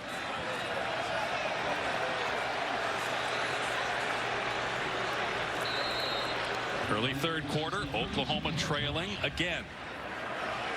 UCF put up 17 points in the 2nd quarter. Gus Malzahn's team riding a 3-game losing streak, longest for UCF in almost a decade. They played well here today since the 1st quarter. Give up a big run, though, to Major on 1st down, a gain of 8. Out to the 40. Bullard, who had the interception earlier in the quarter, with the stop. A counter action, pull backside guard tackle. Nice pickup on 1st down. Major again. No, it's a play action pass. Gabriel's incomplete pass down the sideline, trying to hit Farouk and Patterson in coverage. These corners have been right with the receivers for most of this game. coming into the game. That was the strength of the back end of this defense, their ability to cover outside on the perimeter. We've seen that come to fruition here today. Biggest struggle for this UCF defense this year has been the run defense, and that has not been a problem here so far. 3rd and short. This is where you got to be able to get some movement, run the football. Marcus Major getting a lot of work here, and he's stuffed at the line of scrimmage. He actually lost a yard. Lee Hunter swallows him at the 39, a loss of 1. Now it's 4th and 3, and Oklahoma's going to punt it away. Well, how about Lee Hunter inside? He's just going to swim the guard, zone left. He's just going to swim this guard, get right up the field, and nowhere for Marcus Major to go with the football. And Oklahoma's ability to run the football continues to be an issue and a struggle. What a play by Lee Hunter. Oh, you just flat whiffed right there. What a swim move and an explosive first step by Hunter. Elzinga to punt. Xavier Townsend is deep. Short kick. Townsend muffed a punt earlier, and that almost hit him. It did not, but it was close. And it will bounce to a stop at the 14-yard line. UCF ball with the lead when we come back. ABC College Football, presented by Head & Shoulders, is brought to you by Ram Trucks, America's best light-duty pickup for new vehicle quality.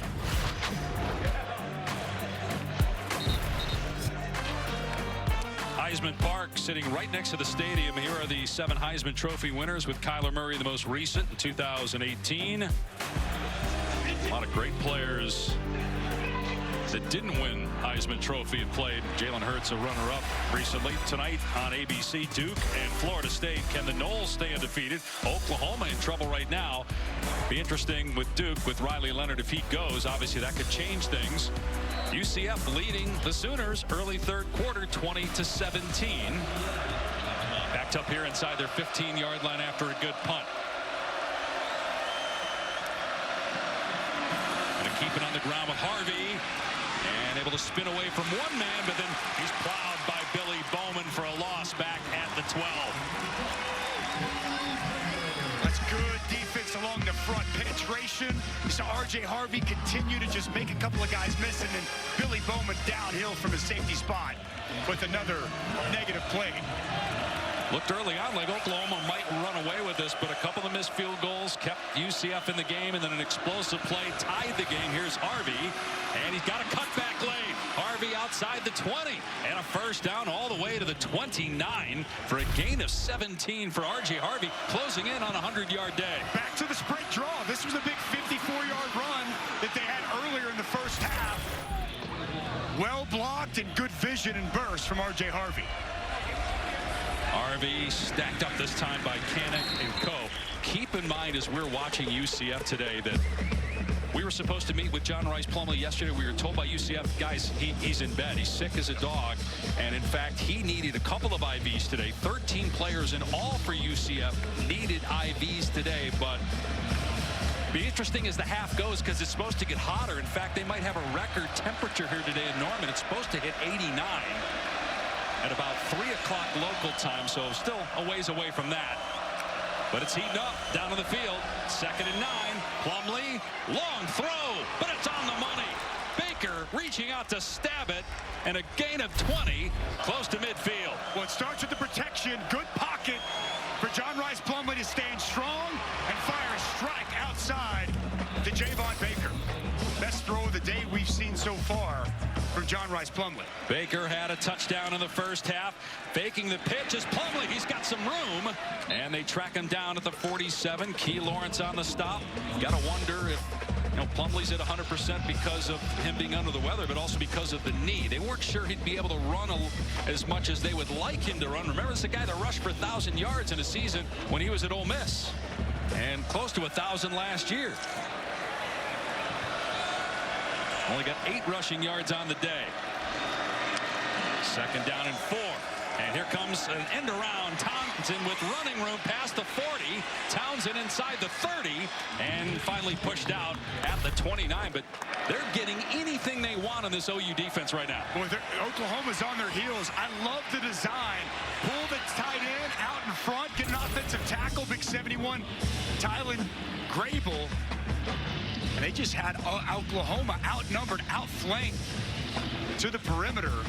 Good play design once again from Darren Hinshaw and Gus Malzahn. They've got Oklahoma right where they want them defensively. Pump fake for Plumlee. Looking, waiting. Now a dangerous pass. That was a receiver screen over the head of Richardson.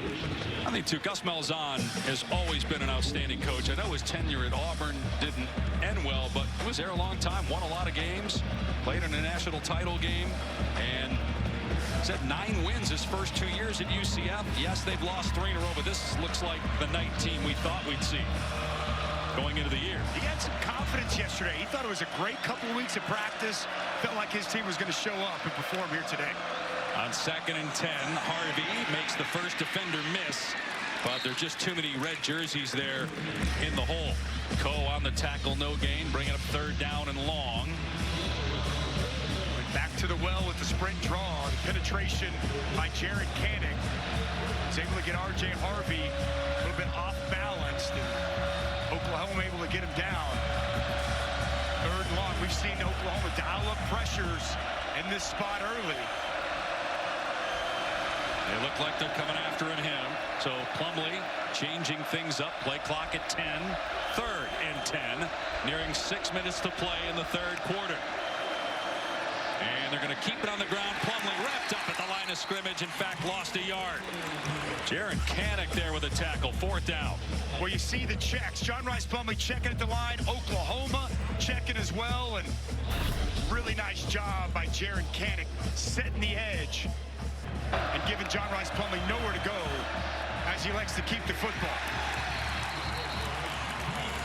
So Colton Boomer, who made a 48-yard field goal earlier in the game, earlier this quarter, a 55-yarder earlier this season, will now have a 46-yard attempt. Try to extend the lead to 6 points. And again, it's absolutely dead solid perfect. And so Oklahoma needs a touchdown now. 5.5 to go in the 3rd. This week's college football rankings brought to you by Chick-fil-A. Georgia not playing today. Michigan plays tonight. Ohio State, Penn State, and a good one right now on ABC. Next, it's Oregon against Washington State. Tonight, Florida State, Duke. Dave Pasch, Dusty Dvorak, Tom Luganbill here in Norman. As the temperature rises, so does the play of UCF. 5 consecutive scoring drives. 3 field goals, 2 touchdowns. And Oklahoma, which 2 weeks ago was the talk of college football, the win over Texas. Still a lot of time left in this game, but they trail by 6, and they've been outplayed since the 1st quarter by the Knights.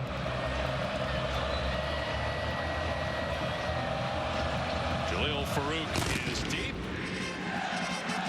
We'll let this one go, and then we'll come out to the 25. All season long, student sections across the country are competing to be the Taco Bell Live Más Student Section of the Year. Download the Taco Bell app to learn more.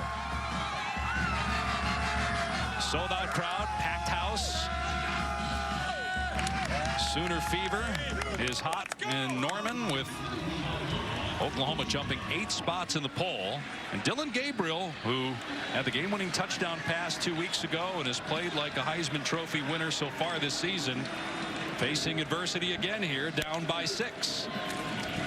And here comes a reverse as Freeman pitches it to Farouk, and an excellent open field tackle. What a great play by Nakai Martinez. It's only a gain of about 5. Jeff Levy digging into his bag of tricks. This is an outstanding job by Martinez, getting off the block of Marcus Major and getting Farouk to the ground. There was a lot of space out in front if he didn't make that tackle. Now just a straight handoff and nothing really there. He fell forward, Major did, for a couple yards, with Peterson getting the tackle. But Oklahoma has had to get creative to run the ball. We've seen a lot of jet sweeps. We've seen wide receivers lining up in the backfield. Gabriel running the ball. And now you get 3rd down and a long 2. Caden Green, true freshman, starting at left guard today. You've also got Caleb Schaefer starting at right guard with McCade Matoyer out. Well, they have struggled. Gabriel, high percentage throw. Freeman not going to get the 1st down. What a great defensive play on the perimeter again. This time by Brandon Adams. It's It's 4th and 1 from inside Oklahoma's 35, and the Sooners are going to have to punt again. They got to punt in this spot. It's an outstanding job by Brandon Adams. I don't think from this spot on the field, I agree with the decision for Brent Venables. Sounds like the crowd's wanting him to go for it. I get being aggressive, but boy, if you give UCF a short field right here, I think the only decision to punt the football. You got to kick it. There's just too much time left. Elzinger gets it away. There was some pressure in his face, and it's an excellent punt. Townsend racing backwards. And just goes to the ground with about 6 Sooners ready to stop. The next stop on the F1 schedule is the U.S. Grand Prix in Austin tomorrow afternoon, 3 Eastern, right here on ABC. Tuesday night, we'll have a triple header on ESPN, starting with the Caps hosting Toronto, plus all 32 NHL teams will take the ice. We'll have the Frozen Frenzy whip-around coverage of every game on ESPN2. What a great time of year. Yeah. NHL going, NBA about to start. We're in the middle of the NFL and college football seasons. College basketball will be here before you know it. I saw you doing an NBA game the other night. A little preseason. Yeah. Looking good, Mr. Pash. UCF takes over on its 14-yard line. Play fake, Plumlee, pressure in his face, got to get rid of it. And will that be grounding? Was he outside the pocket? Jordan Kelly was right in his face. And if it was grounding, where did it take place? It's going to be an interesting call. I did not think he got outside the tackle box. There's the flag. Intentional grounding. Number 10, offense. That penalty is enforced at the spot of the foul. Lost it down. Second down. It's good inside pressure. Jordan Kelly wins inside. And you see John Rice Plumlee keeps retreating backwards, but he never gets outside the tackle box. The right call, and now this Knights offense way backed up on their own territory. And again, you wonder with that knee, if in a normal situation, if Plumlee's healthy, is he able to get outside the tackle box? But he couldn't get away that time. Now he stands in his end zone on 2nd and 21. Down the sideline and out of bounds. A flag, though. Baker was covered by Woody Washington. Are they going to say that Washington interfered with him and shoved him out of bounds? It looks like that's going to be the call. Pass interference. Number 5, defense. It's a 15-yard penalty, an automatic first down. Man, huge penalty on Washington. Huge penalty. It's not the first bump. It's the second bump there where he shoves him, pushes him, forces him out of bounds. And Woody Washington doesn't need to have that much contact down the field. He's in good position right there, Tom. I don't know if you had a good look at that from your angle, but he's in phase. If he just keeps his hands, he's fine. And now it's 3rd and 21 from the 5 instead of first down for UCF. Plumlee with play action. His pass is tipped and incomplete. It was McCullough that got his hands up and deflected the pass. Second down. 6-point lead for UCF. Trailed 7-0 in the first quarter. Oklahoma was dominating. They got inside the 30-yard line a couple times, but had to settle for field goal tries. Both were missed. And UCF got momentum and ran with it, outplaying the Sooners the last 2 quarters. 2nd and 10. 3:23 on the clock in the 3rd. Gabriel dumps it off to Townsend. Able to elude a defender, then he fumbles the ball. It goes out of bounds, though. At the 25. Chopped out by Danny Stutzman, but it will stay UCF ball. 3rd down at about 3. I got to tell you what, I love the way they're moving Townsend around. They line him essentially as a wing, keep hiding him, moving him, making Oklahoma have to identify him. You see the elusiveness in the open field. Ball bounced just right for UCF as it goes out of bounds. Man, that move he put on Billy Bowman. Woo. So 3rd down and 2. R.J. Harvey in the backfield. Yep, here comes the Wildcat. We've seen this a few times today. Waits for a hole. And able to get away from a couple defenders. Pinballs forward for a first down. And still going, moving the pile out to the 35-yard line. R.J. Harvey has arguably been the best player on the field today. Been outstanding. Watch this move he puts on the defender. The spin move, the contact balance, puts a hand on the ground, and the fight. The leg drive. Plumlee taking off past the 45, another first down. Harvey, by the way, is right at 99 yards. And he had the big play early when UCF needed an explosive play, a 54-yard run that set UCF up at the 1-yard line of Oklahoma. I mean, how many times, too, has he had defenders in his face right when he touches the ball and he finds a way to make guys miss? Just a phenomenal game for Harvey, the Virginia transfer who primarily was a quarterback in high school and at Virginia before coming to the Knights.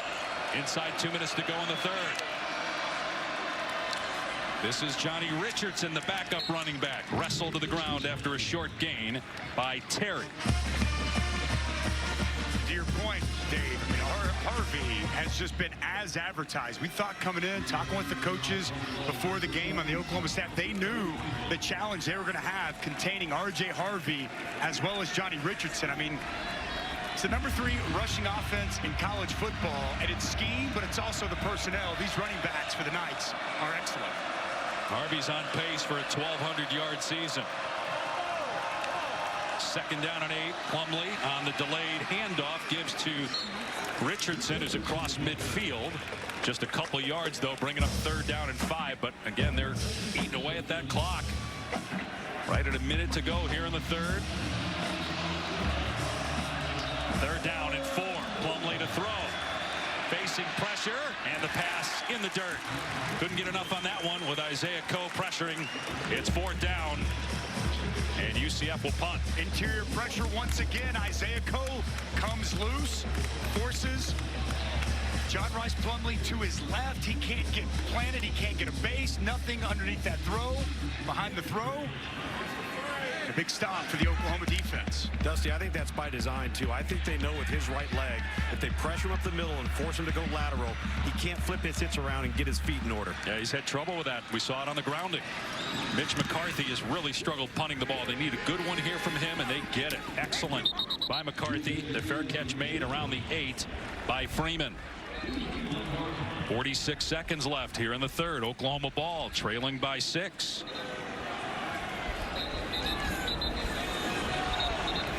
Six 6-0 Sooners, number 6 in the country, 3-0 in conference play. They're at Kansas next week. You touched on it earlier. Dillon Gabriel, like coming in. A lot of people have him right there, top 2, top 3 Heisman Trophy. And they tried to establish a running game here in the second half, and it just hasn't worked. Is this the time that Jeff Levy looks to his quarterback, Dillon Gabriel, to try to take over? And the quarterback run game works so well against Texas. We haven't seen a lot of it here today. See a little quarterback run game here on this drive. We see Freeman in the backfield again. That worked earlier. They fake it to him. Gabriel on the run here. And he slides after a gain of about 8 to the 16-yard line. Gabriel, who started his career at UCF, started 25 games there. This is his 19th start for Oklahoma. Hands it off here. And Major has a first down to the 20-yard line. What could be the final play of this third quarter? Let's see if the Sooners try to snap it one more time. Good run by Marcus Major. Malachi Lawrence. Out on the field for an injury. They got an injured player. It's Lee Hunter. We've seen him down a couple times for UCF in this game. He had a big stop on 3rd down and short on an earlier drive this half.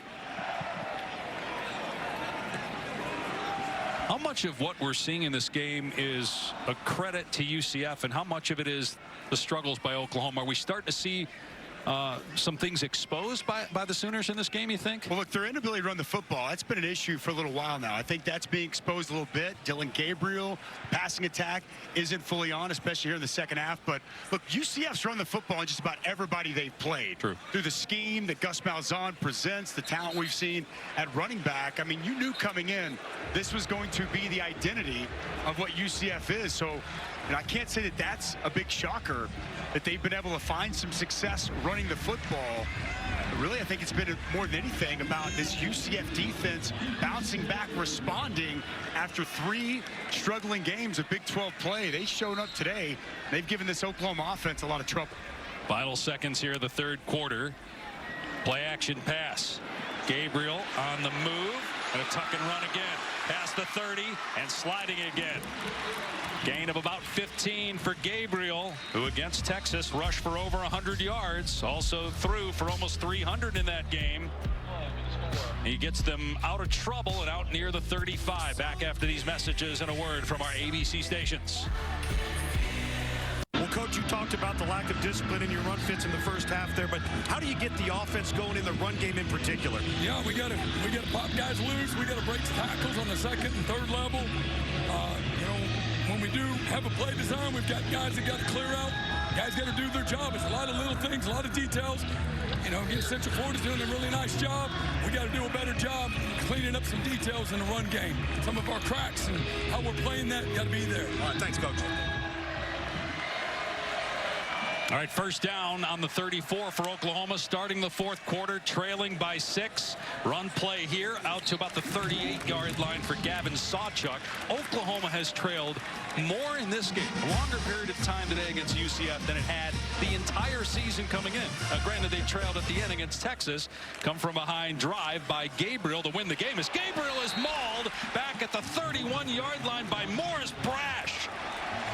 Be a loss of 5 on the play. Trayvon Morris Brash shot out of a cannon as he's going to get to the quarterback and create a big negative play. Setting up 3rd and long. Tight end did not get back across in time.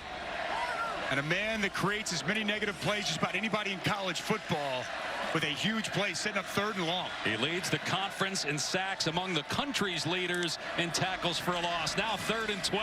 Gabriel over the middle behind the receiver, but what a catch. Jaden Gibson pulls it in for a first down and a gain of 17. Huge. That pass is behind Jaden Gibson. Excellent job. Concentration, body control, picking that up well behind him. Big 3rd down conversion by Jaden Gibson. Off play action, that one behind the receiver again. This time to Farouk, who could not make the grab. Just off a little bit from Dylan Gabriel. Back to that big catch. That ball well behind him. Excellent adjustment by Jaden Gibson, who's really started to step up this season, catching the football more consistently. He was quiet, though, before that catch. Only his 7th of the year. 2nd and 10 now for OU on its 49.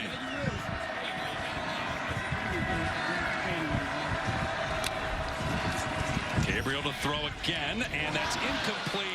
Intended for Nick Anderson with Brandon Adams in coverage, so now it's 3rd down and long again, and there's an injured player. UCF being very aggressive, man-to-man outside. That ball hits him right in the hands. Saw Drake Stoops earlier, not able to catch a football that was on the framework, led to a pick, and a drop there by the talented Nick Anderson. Have to wonder about 4-down territory. Obviously, it depends on what happens here on 3rd and 10 if they get any yardage. Showing pressure once again. Gabriel has to leave the pocket, in trouble, and sacked. The helmet comes off, but Malachi Lawrence, who was the breakout player of the spring for UCF, with the sack, and now they have to punt after the loss of 8. Boy, Malachi Lawrence, you just see him just work. Nowhere to go. Dylan Gabriel can't find anything open down the field. Tries to come back, and just great effort for Malachi Lawrence. That's just a 3-man rush. Gets Dylan Gabriel to the ground. That guy is going to be a handful, boys. He's a big-time football player, Tom. No doubt. Twitchy, great first step, and you see the relentless effort to the quarterback. 2 sacks on that drive by UCF. Great punt. Townsend backs up, fields it on the 12, tackled at the 15-yard line. Hey, the receiver, number 4. Jacob. Switzer Center, named after the legend Barry Switzer. 7 national titles, 14 Big 12 championships. No team has more than 3. Keep in mind, UCF has not won a Big 12 game yet. This is just the 4th time they've played a conference game. Oklahoma unbeaten, ranked 6th in the country, but in trouble right now. But a good play defensively on first down as Trace Ford makes the tackle on R.J. Harvey in the backfield. And it was R.J. Harvey. You go back to early in this ball game in the first half. Big 54-yard chunk run he ripped off, setting up the first UCF score. Prior to that, it was all Oklahoma. First 4 drives for UCF, they didn't get a first down. They were all 3 and outs. And ever since that moment, it's really sparked and energized this UCF offense. 298 yards after just 15 in the first quarter. Second down and 10 after no gain on the first play from scrimmage. Gonna run it again. And not much there. Richardson stood up and pushed back by Woody Washington. Gain of 1. You were talking about this during the break, Dusty, about if you want to win a Big 12 championship, you want to get in the college football playoff, you're going to be in games like this. You're going to be tested. You're going to get everybody's best shot. And that's what UCF is here to do today to Oklahoma. It's about finishing football games the right way. And this Sooner football team, they've got their hands full. Third down and 9. 3 minutes gone by in the fourth.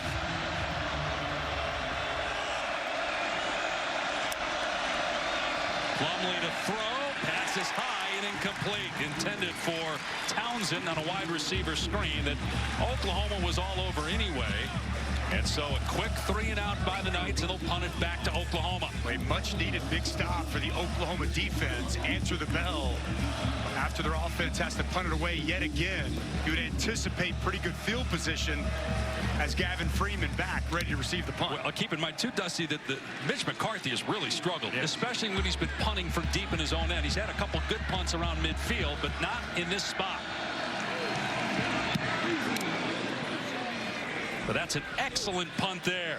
And it's fielded at the 35 and an absolute obliteration of Freeman, led by Braden Marshall. Thankfully, Freeman's okay. He got absolutely walloped by both Marshall and Jared Baker. Who in me? Who in me? Who in me? Who in me? Well, the UCF defense has really come to play today, especially the big man in the middle, Lee Hunter. A big third down stop earlier in the game. Little pressure inside, a stunt for the defensive line, and Lee Hunter able to get home. And the one turnover this ball game, Drake Stoops can't bring it in, a big hit, and then UCF takes the football away. They have held this explosive, high-octane Oklahoma offense in check throughout the majority of this afternoon. 4th in the country in scoring, 6th in total offense, but struggled today against this UCF defense. Dylan Gabriel's only rushed for 22 yards. A lot of that has been the sacks. He's been pretty good through the air for the most part of this game. He'll throw here on 1st and 10, launching it downfield, and it's pulled in by Marcus Major. The ball comes out at the end, and it's incomplete. Major had it, but it came out at the last second. When protection is there, and this ball delivered very well to Marcus Major, and it's a good job staying with it defensively by Walter Yates III, linebacker running with the running back, and Marcus Major unable to bring in the catch. Boy, lucky that wasn't intercepted as well. Yeah, looking at the replay, it certainly was a lot closer than it looked live. With the angle we have, 2nd and 10 on the 35. Sawchuk on the run. And gets about 8 to the 43. Boy, they needed that, given how much they've struggled on the run, to try to run it on 2nd down after the deep ball and 1st down. 3rd and 3. Up tempo here from the 42. Sawchuk again, and he gets the 1st down, bouncing off of Martinez and into UCF territory to the 49, a 9-yard run. Boy, physical piece of running by Gavin Sawchuk. Lowers the shoulder at the line at the 1st down to gain and moves the chains. Gabriel off play action, hit as he throws down the sideline, incomplete. Trying to hit Nick Anderson. Ricky Barber had pressure. Anderson has 2 touchdowns in the game, hobbling a little bit after that play. Keep in mind, Andrel Anthony, their top receiver, injured against Texas, done for the year. Nick Anderson having to come off the field. Jaden Gibson comes in. Gibson had a big catch earlier this half. 2nd and 10 from midfield for the Sooners, trailing by 6 in the 4th quarter against unranked UCF. And Sawchuk down to the 42. Close to 8 on that carry. 3rd and short. Starting to establish a line of scrimmage. 3rd. Nice run between the tackles on this drive. You're seeing Gavin Sawchuk really starting to heat up. Sawchuk gets a touch again. 1st down. Grabbed by Wilson at the 36, but they'll move the chains. A gain of 6. Got to wonder about the lack of depth on the front for UCF as the temperatures rise into the upper 80s as well. If that's a factor, we do have a flag. Illegal substitution, 12 men on the field, defense. It's a 5-yard penalty, results in a first down. You wonder if there's mental fatigue as well as physical fatigue right now for UCF. And this is what Gus Malzahn talked about, you know, playing 60 full minutes and finishing these games, especially here in Big 12 play. And depth clearly been an issue, and well, they fought hard. On this point. First down, a swing pass to Major inside the 30. Nice cutback. Marcus Major has been the go-to guy as a runner and a pass catcher here on this drive. But Austin Stogner's been great lead blocking in the run game, and he was there also on the swing pass. Pump fake, Gabriel looking downfield, and it's broken up, intended for Stoops. Good play by Bullard, who had an interception of Gabriel earlier in the game. Good read by Quadrant Bullard. Secondary of UCF, where they have really challenged these wide receivers throughout the day. Excellent job getting that right hand in without making any body contact. Yeah, there haven't been guys running wide open. Oklahoma's used to having some of those, not today. Second down and 10.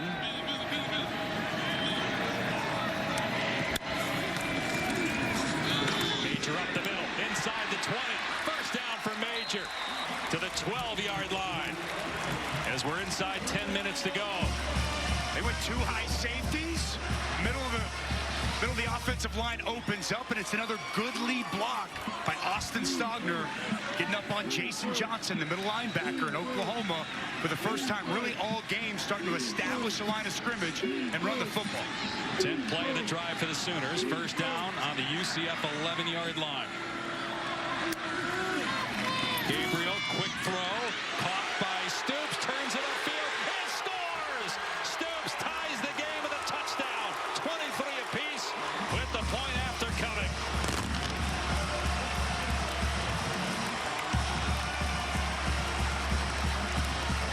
And once again, Dylan Gabriel leading the team down the field for a potential go-ahead drive. How about the job by Jaden Gibson, getting an excellent block, and then Drake Stoops makes one-man miss and dives in the end zone to give the Sooners a chance to take a fourth-quarter lead.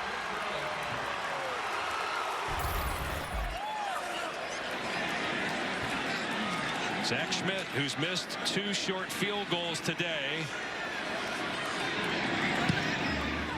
gives Oklahoma the lead back, 24-23. Oklahoma was able to get the rushing attack going on this drive, and when you need a play, it's Drake Stoops who gets the call. Sooners to the touchdown and a late fourth-quarter lead.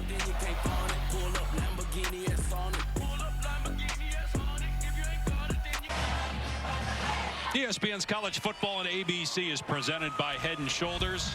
Bob Stoops, legendary Oklahoma head coach, watching his son Drake get his 5th touchdown of the season. That tied the game, the extra point. Puts Oklahoma back on top. 3rd touchdown pass of the day for Dylan Gabriel, his 19th on the season. And the fair catch made, so a touchback. UCF will start on his 25. Take a look at that touchdown drive by Oklahoma, giving them their first fourth-quarter lead. It's about running the football between the tackles. Several tight end inserts with Austin Stogner. You saw Gavin Sawchuk come alive. Marcus Major with a big chunk run. And you then cap off the drive with Mr. Reliable, Drake Stoops, making a defender miss and springboard into the end zone. As Oklahoma backs against the wall, down at home in the fourth quarter, responded with a big stop defensively, and just went on a quick strike touchdown drive to give them the lead. And the crowd as loud as it's been all day. UCF with possession down a point. Early fourth quarter, play fake. In trouble, Plumlee, but dumps it off to Harvey. Harvey gets a first down. And again, it takes about 3 Sooners to get him to the ground. Pick up a 13. Well, how about this play by John Rice Plumlee? He's dead to rights. You got Stripling barreling down on him. He steps up in the pocket, finds his check down, his outlet, and then R.J. Harvey making Sooner defenders miss. Quick pitch. Harvey had a little trouble with the catch and steps out of bounds at the 41. R. Mason Thomas out there defensively. And Gus Malzahn saying, you know what, this kid's been our best player all day. Let's get him the ball. A pass to him on first down. Got 13 yards and just picked up 4 or 5 there on the next play on the pitch.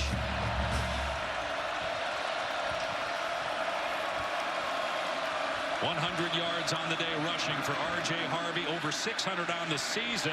And here's a deep ball. The receiver went out of bounds but wasn't pushed out. I don't think he actually could come back in, Townsend, but the ball was overthrown. So it'll be 3rd down and 6. Townsend in the motion, man. They wanted to hit him on the wheel route. Well defended by Reggie Pearson. A big 3rd down here for this Knights offense. You would imagine 4-down territory with 8:20 on the clock, ball near midfield.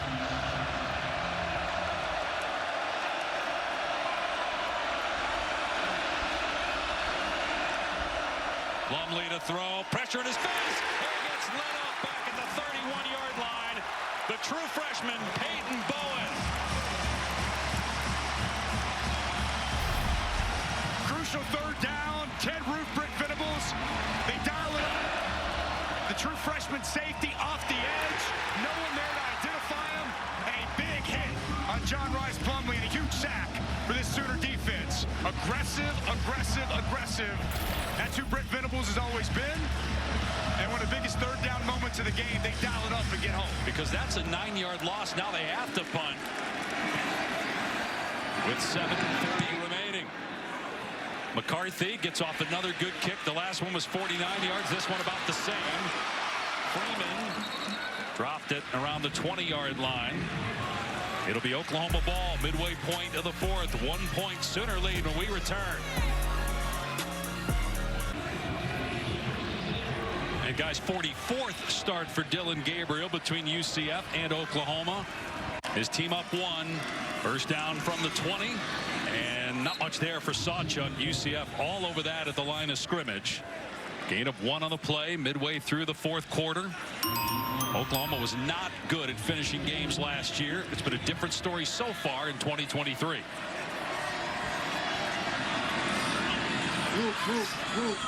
Can they finish this one? Trailed for most of the second half after being tied at halftime, but a touchdown on the last possession to take the lead. Gabriel in trouble, hit, gets out of there, and dumps it off complete. It stoops again. 1st down, out to the 35-yard line. The pocket awareness and pocket presence. Pressure off the edge.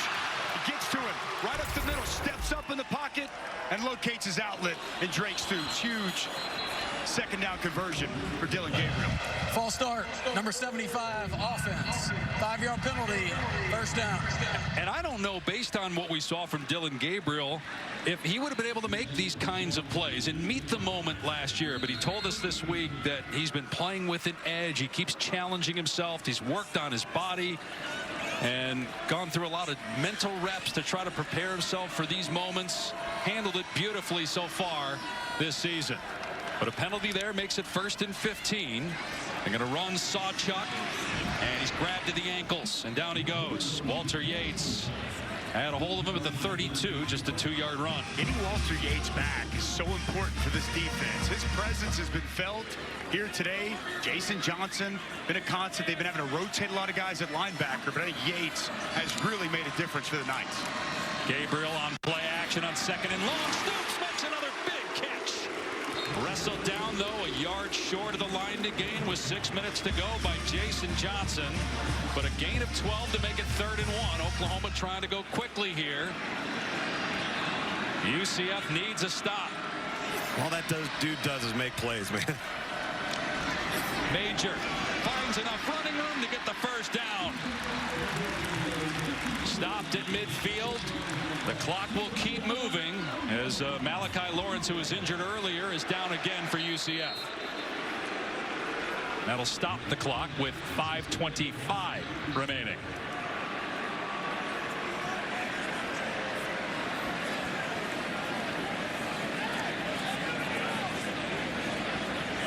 You have to wonder at what point UCF will start using timeouts with 5.5 to go and a fresh set of downs for Oklahoma at midfield. Boy, Dylan Gabriel, Dusty, continues to impress. First year at Oklahoma last year, he really struggled in these moments, but he's really grown, and that's the big reason why he is right near or at the top of the Heisman conversation. Absolutely, and finishing football games, right? That's something they did not do a season ago. He put the work in this offseason with the special teams, or sorry, with the strength conditioning coach, Jerry Schmidt, and he wanted to challenge himself both physically and mentally, build that edge, that mental toughness that we've referenced, we've talked about throughout the course of this show. And boy, is it coming to fruition here in a big spot on the we saw it at the neutral site game with the Texas final drive here today, backs against the wall, and Dillon Gabriel once again coming up with game-winning plays. You know, Dusty, I think the thing that's most notable is he's making these plays at the most critical times of the game, when they are needed most. It's what we've been talking about with Dillon Gabriel today and throughout this season. Fresh out of downs. Clock running again. Oklahoma will take its time here. We touched on, as we talked with Coach Venables, we asked him, what'd you learn the most between year 1 to year 2? And talking about being more efficient, shaving time off of practice, saving his players so that they can finish ball games better this year. Boy, it's paid dividends. Freeman in trouble in the backfield, gets back to the line of scrimmage before he's bottled up. Morris Brash with the tackle. UCF will not use a timeout just yet. Again, outside of 2 minutes, if there is a first down, the clock will not stop to reset the chains, which in this case helps the offense. As we said earlier, there's clearly a different vibe with the coaching staff, the players, the environment here. And after a 6-7 season, which had not happened at Oklahoma since 1998, if they hold on and win this game, they'll have more wins than they had all of last year. Straight ahead Major, and the whistle is dead at the 49-yard line. So it'll be 3rd down and 9. Next snap will come inside 4 minutes to go. UCF front holding strong, no running room whatsoever for Marcus Major. Put the football in your quarterback's hands. Watch out for 12, Drake Stoops up top. He's been the go-to guy here in the 4th quarter. Gabriel to the air on 3rd and long, and he takes a shot to the sideline, and it's caught at the 30-yard line by Nick Anderson. And it's a first down, gain of 19.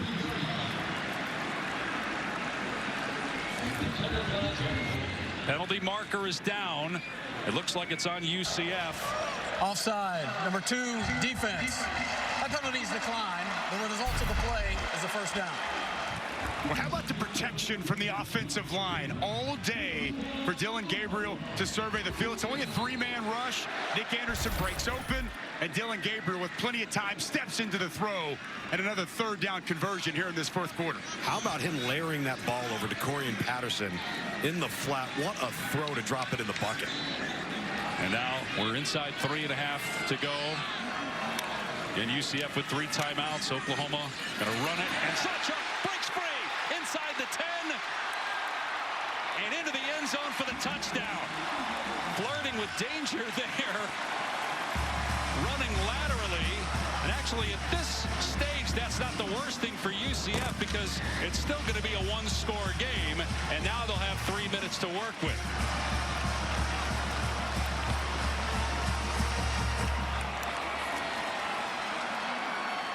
Not sure the coaches want Sawchuk to do that, but he's looking to the sideline to get some direction.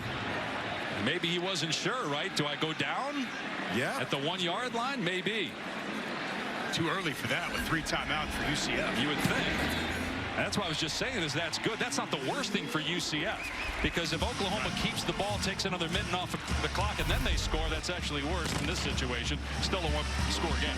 Tight end's going to come back across, and just really good job on the inside of this offensive line, blocking and giving some space for Gavin Sawchuk. Cut back and strong running through an arm tackle. He's looking over at the side. You got to score in this spot with 3:13 to play, though. I think it's too early to go down just yet. Right move, but I think the biggest change we've seen this 4th quarter, Oklahoma's ability on these 2 touchdown drives to run the football. Nice job by the offensive line and Gavin Sawchuk. They've been waiting on a running back to step up and emerge. He got his first start here today, and it took a while to get him going, but he's come to life here in this 4th quarter. UCF will send Johnny Richardson deep. We've seen R.J. Harvey back there a good part of this game. Don't know if that's telling at all. We saw a trick play on a kickoff return earlier with a throwback. And this will be a touchback. Let's go to Kevin in the studio. I want to remind our audience, tomorrow Usman about to enter the ring over on ESPN Plus pay-per-view, UFC 294 in Abu Dhabi. Usman, the #1 ranked welterweight contender. His first fight at middleweight. You're going to get it in a matter of minutes on ESPN pay-per-view. All right, Ken, we have 3:13 remaining here in the fourth quarter. UCF down 8, needs a touchdown and a 2-point conversion to tie the game. They have all their timeouts. They need to go 75 yards. Oklahoma stacking the box. Play fake. Plumlee setting up to the sideline, and open is Townsend. Nobody over there for Oklahoma. He gets the first down and then steps out of bounds after a gain of 10 at the 35. It's a blown coverage. They completely allow Xavier Townsend wide open on the near sideline. Nice identification by John Rice Plumlee, and great way to start this drive. But again, because we're outside 2 minutes, even with the first down, the clock continues to run. Plumlee back to throw, looking downfield, and mistiming his jump as a receiver, and it was almost picked off by Bowman. Kobe Hudson jumped into the air way before the ball arrived, and it was nearly picked. I thought John Rice Plumlee actually waited too long to try to locate Hudson. It felt like he had him early, waited for it, ball floats on him. And boy, John Rice Plumlee lucky. That's a play Billy Bowman typically makes. He's got great ball skills, unable to come down with the interception. 2:43 to go. 2nd and 10. UCF down 8. They fake the jet sweep. Plumlee trying to set up a screen to Harvey. In trouble and mauled back at the 30-yard line. There are 2 Sooner defenders back there, and it's a loss of about 5. Which Jonah Laulu, excellent job identifying the screen, staying right there in the hip pocket of the offensive line, working over the top. He feels it, he sees it, and right there to get Harvey to the ground. Big time play by Jonah Laulu from the inside. 3rd and 15. They have to get to the 45-yard line. 4-down territory, obviously, trailing by 8 points. They have all their timeouts remaining. And we have a whistle and a timeout. Prior to the snap, timeout, UCF. This is their first of the half. This is a 30-second timeout. Well, tonight on ABC, it's number 16 Duke against 4th-ranked Florida State, with coverage starting at 7:30 Eastern on ABC and the ESPN app. Already seen one top 10 team today here in Norman struggle at home. Will Duke be a match for FSU? Their defense has been stellar for Mike Elko. We'll see if Riley Leonard's able to give it a go. A talented, athletic quarterback that they have, but I expect a fight from the Blue Devils. A veteran, mature football team, but boy, Florida State, they are really, really good. This Oklahoma defense, right on cue. 52 tackles for loss coming into the season, 3rd best in all of college football, and they've created a lot of negative plays here against UCF. 14 unanswered points by Oklahoma, and now they have UCF in a 3rd and 15 at the Knight 30-yard line. Sprinkling those A-gaps again there, Dusty. They're doing it all game, Tom. That's with that offensive line. 4-man rush, time to throw. Plumlee caught in Oklahoma territory by Pittman, and he's all the way down near the 30-yard line for a gain of 40. Wow, huge play for John Rice Plumlee. He gets the time, he gets the protection, the in-cutting route. Puts that football just inside the diving Billy Bowman, in a huge conversion for UCF. And a timeout by Oklahoma. Timeout, Oklahoma. This is their their first timeout of the half. Game clock operator, please put 1:46 on the game clock. So plenty of time this is a 30-second for timeout. UCF, and 2 timeouts remaining. And we talked about the heroics of Dylan Gabriel. They missed John Rice Plumlee, UCF. Oh, yeah. Even though The backup quarterback did a nice job in his absence, but again, the coaching staff with us yesterday talked about the leadership, and we're seeing that on display here. And a veteran presence that he brings to the table. He's played a lot of big football games. You know, he's obviously up for the challenge here today. Big throw right there on 3rd down to give his offense an opportunity to tie this football game up. Just a different confidence for this football team when John Rice Plumlee is healthy and out there leading the show. He was injured week 2 against Boise in a win. Did not play the next 2 games. And then came back against Kansas 2 weeks ago. Was not 100%. Didn't look good early because of the injury. They pulled him in the first quarter. He's back. He was sick, though. Needed 2 IVs this morning just to play today. Here he is throwing into single coverage, and he has a man at the 12. It's Baker, and it's 1st down inside the Oklahoma 15. Another big-time throw for John Rice Plumlee. Pockets clean. He steps into that. The comeback route on the sidelines. Really good route by Baker, working away from Woody Washington. Boy, Tom, John Rice Plumlee saving a couple of his best throws of the afternoon for the perfect time. Those last 2 throws were his best throws, and that one to the sideline could not have been thrown any better. What a performance here on this drive by John Rice. 1st down at the 12 of Oklahoma with 1:40 on the clock. They fake the jet sweep. Plumlee in trouble, throws it away. He was trying to hit Pittman initially, and then there was pressure on him. Again, that brace that he's got because of the knee injury suffered week 2. It's been hard for him to get outside the pocket. He had a grounding call earlier because he couldn't get out there. He was able, though, to get outside the tackle box that time. R. Mason Thomas doing a nice job forcing the issue. John Rice Plumlee, pressure in his face, drifts far enough outside to the right. Smart play just to get rid of the football. R.J. Harvey in the backfield with Plumlee on 2nd and 10 from the OU 12.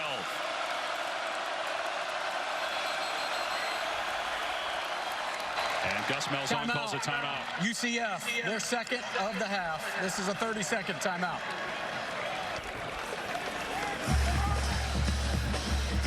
I think in a perfect world, Gus would have loved to have saved both the timeouts that he's had to use here, because if you score and you don't get the 2-point conversion,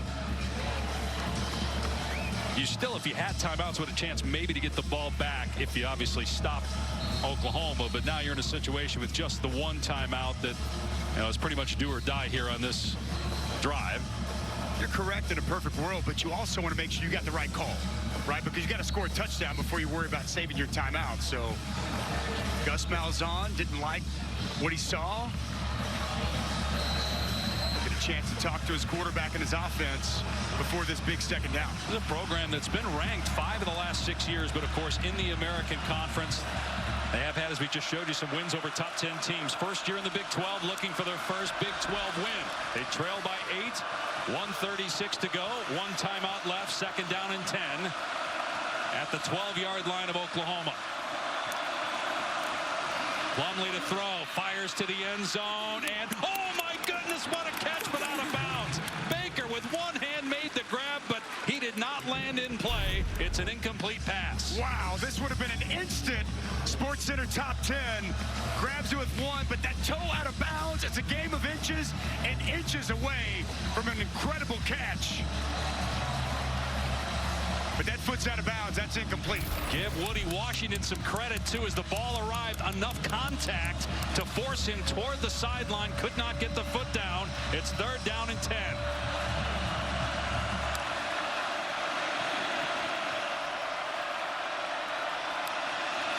Plumlee to the air again. To the end zone again. And thrown out of bounds. Going for Townsend. It's 4th down and 10. Boy, just a poorly thrown football by John Rice Plumlee. You've got to give your guy an opportunity. No chance whatsoever for Xavier Townsend as that pass sails clearly out of bounds and no chance for the receiver to make a play on the ball. So here we go, 4th down and 10. Needing a touchdown and a 2-point conversion to tie the game. They've moved Javon Baker here in the slot. Plumlee launches it, end zone, got a receiver, it's caught, Baker, touchdown, UCF. And now 2 points away from tying the game with 1:16 to go. What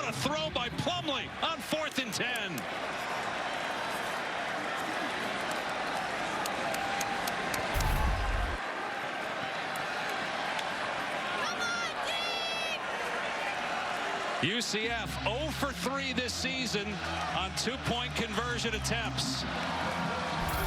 Wow, what a throw and what a catch there from John Rice Plumlee to Javon Baker.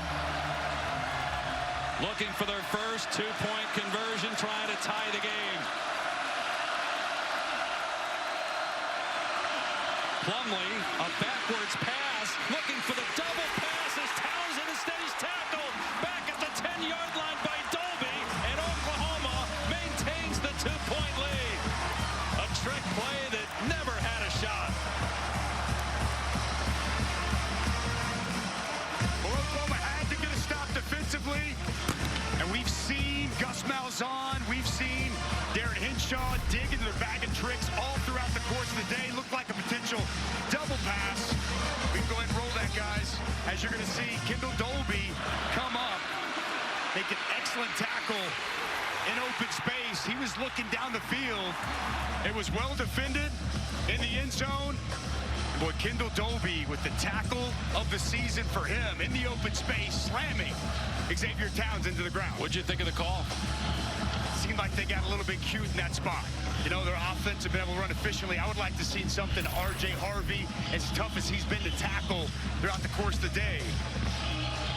Or getting Plumlee maybe on the perimeter, a run threat, Either obviously. Either way. But that was a trick play that we could see it from up here, and you could tell looking at the replay in the end zone that Oklahoma read it well, and that's why Townsend didn't even attempt to throw the ball. Now UCF will try the onside kick.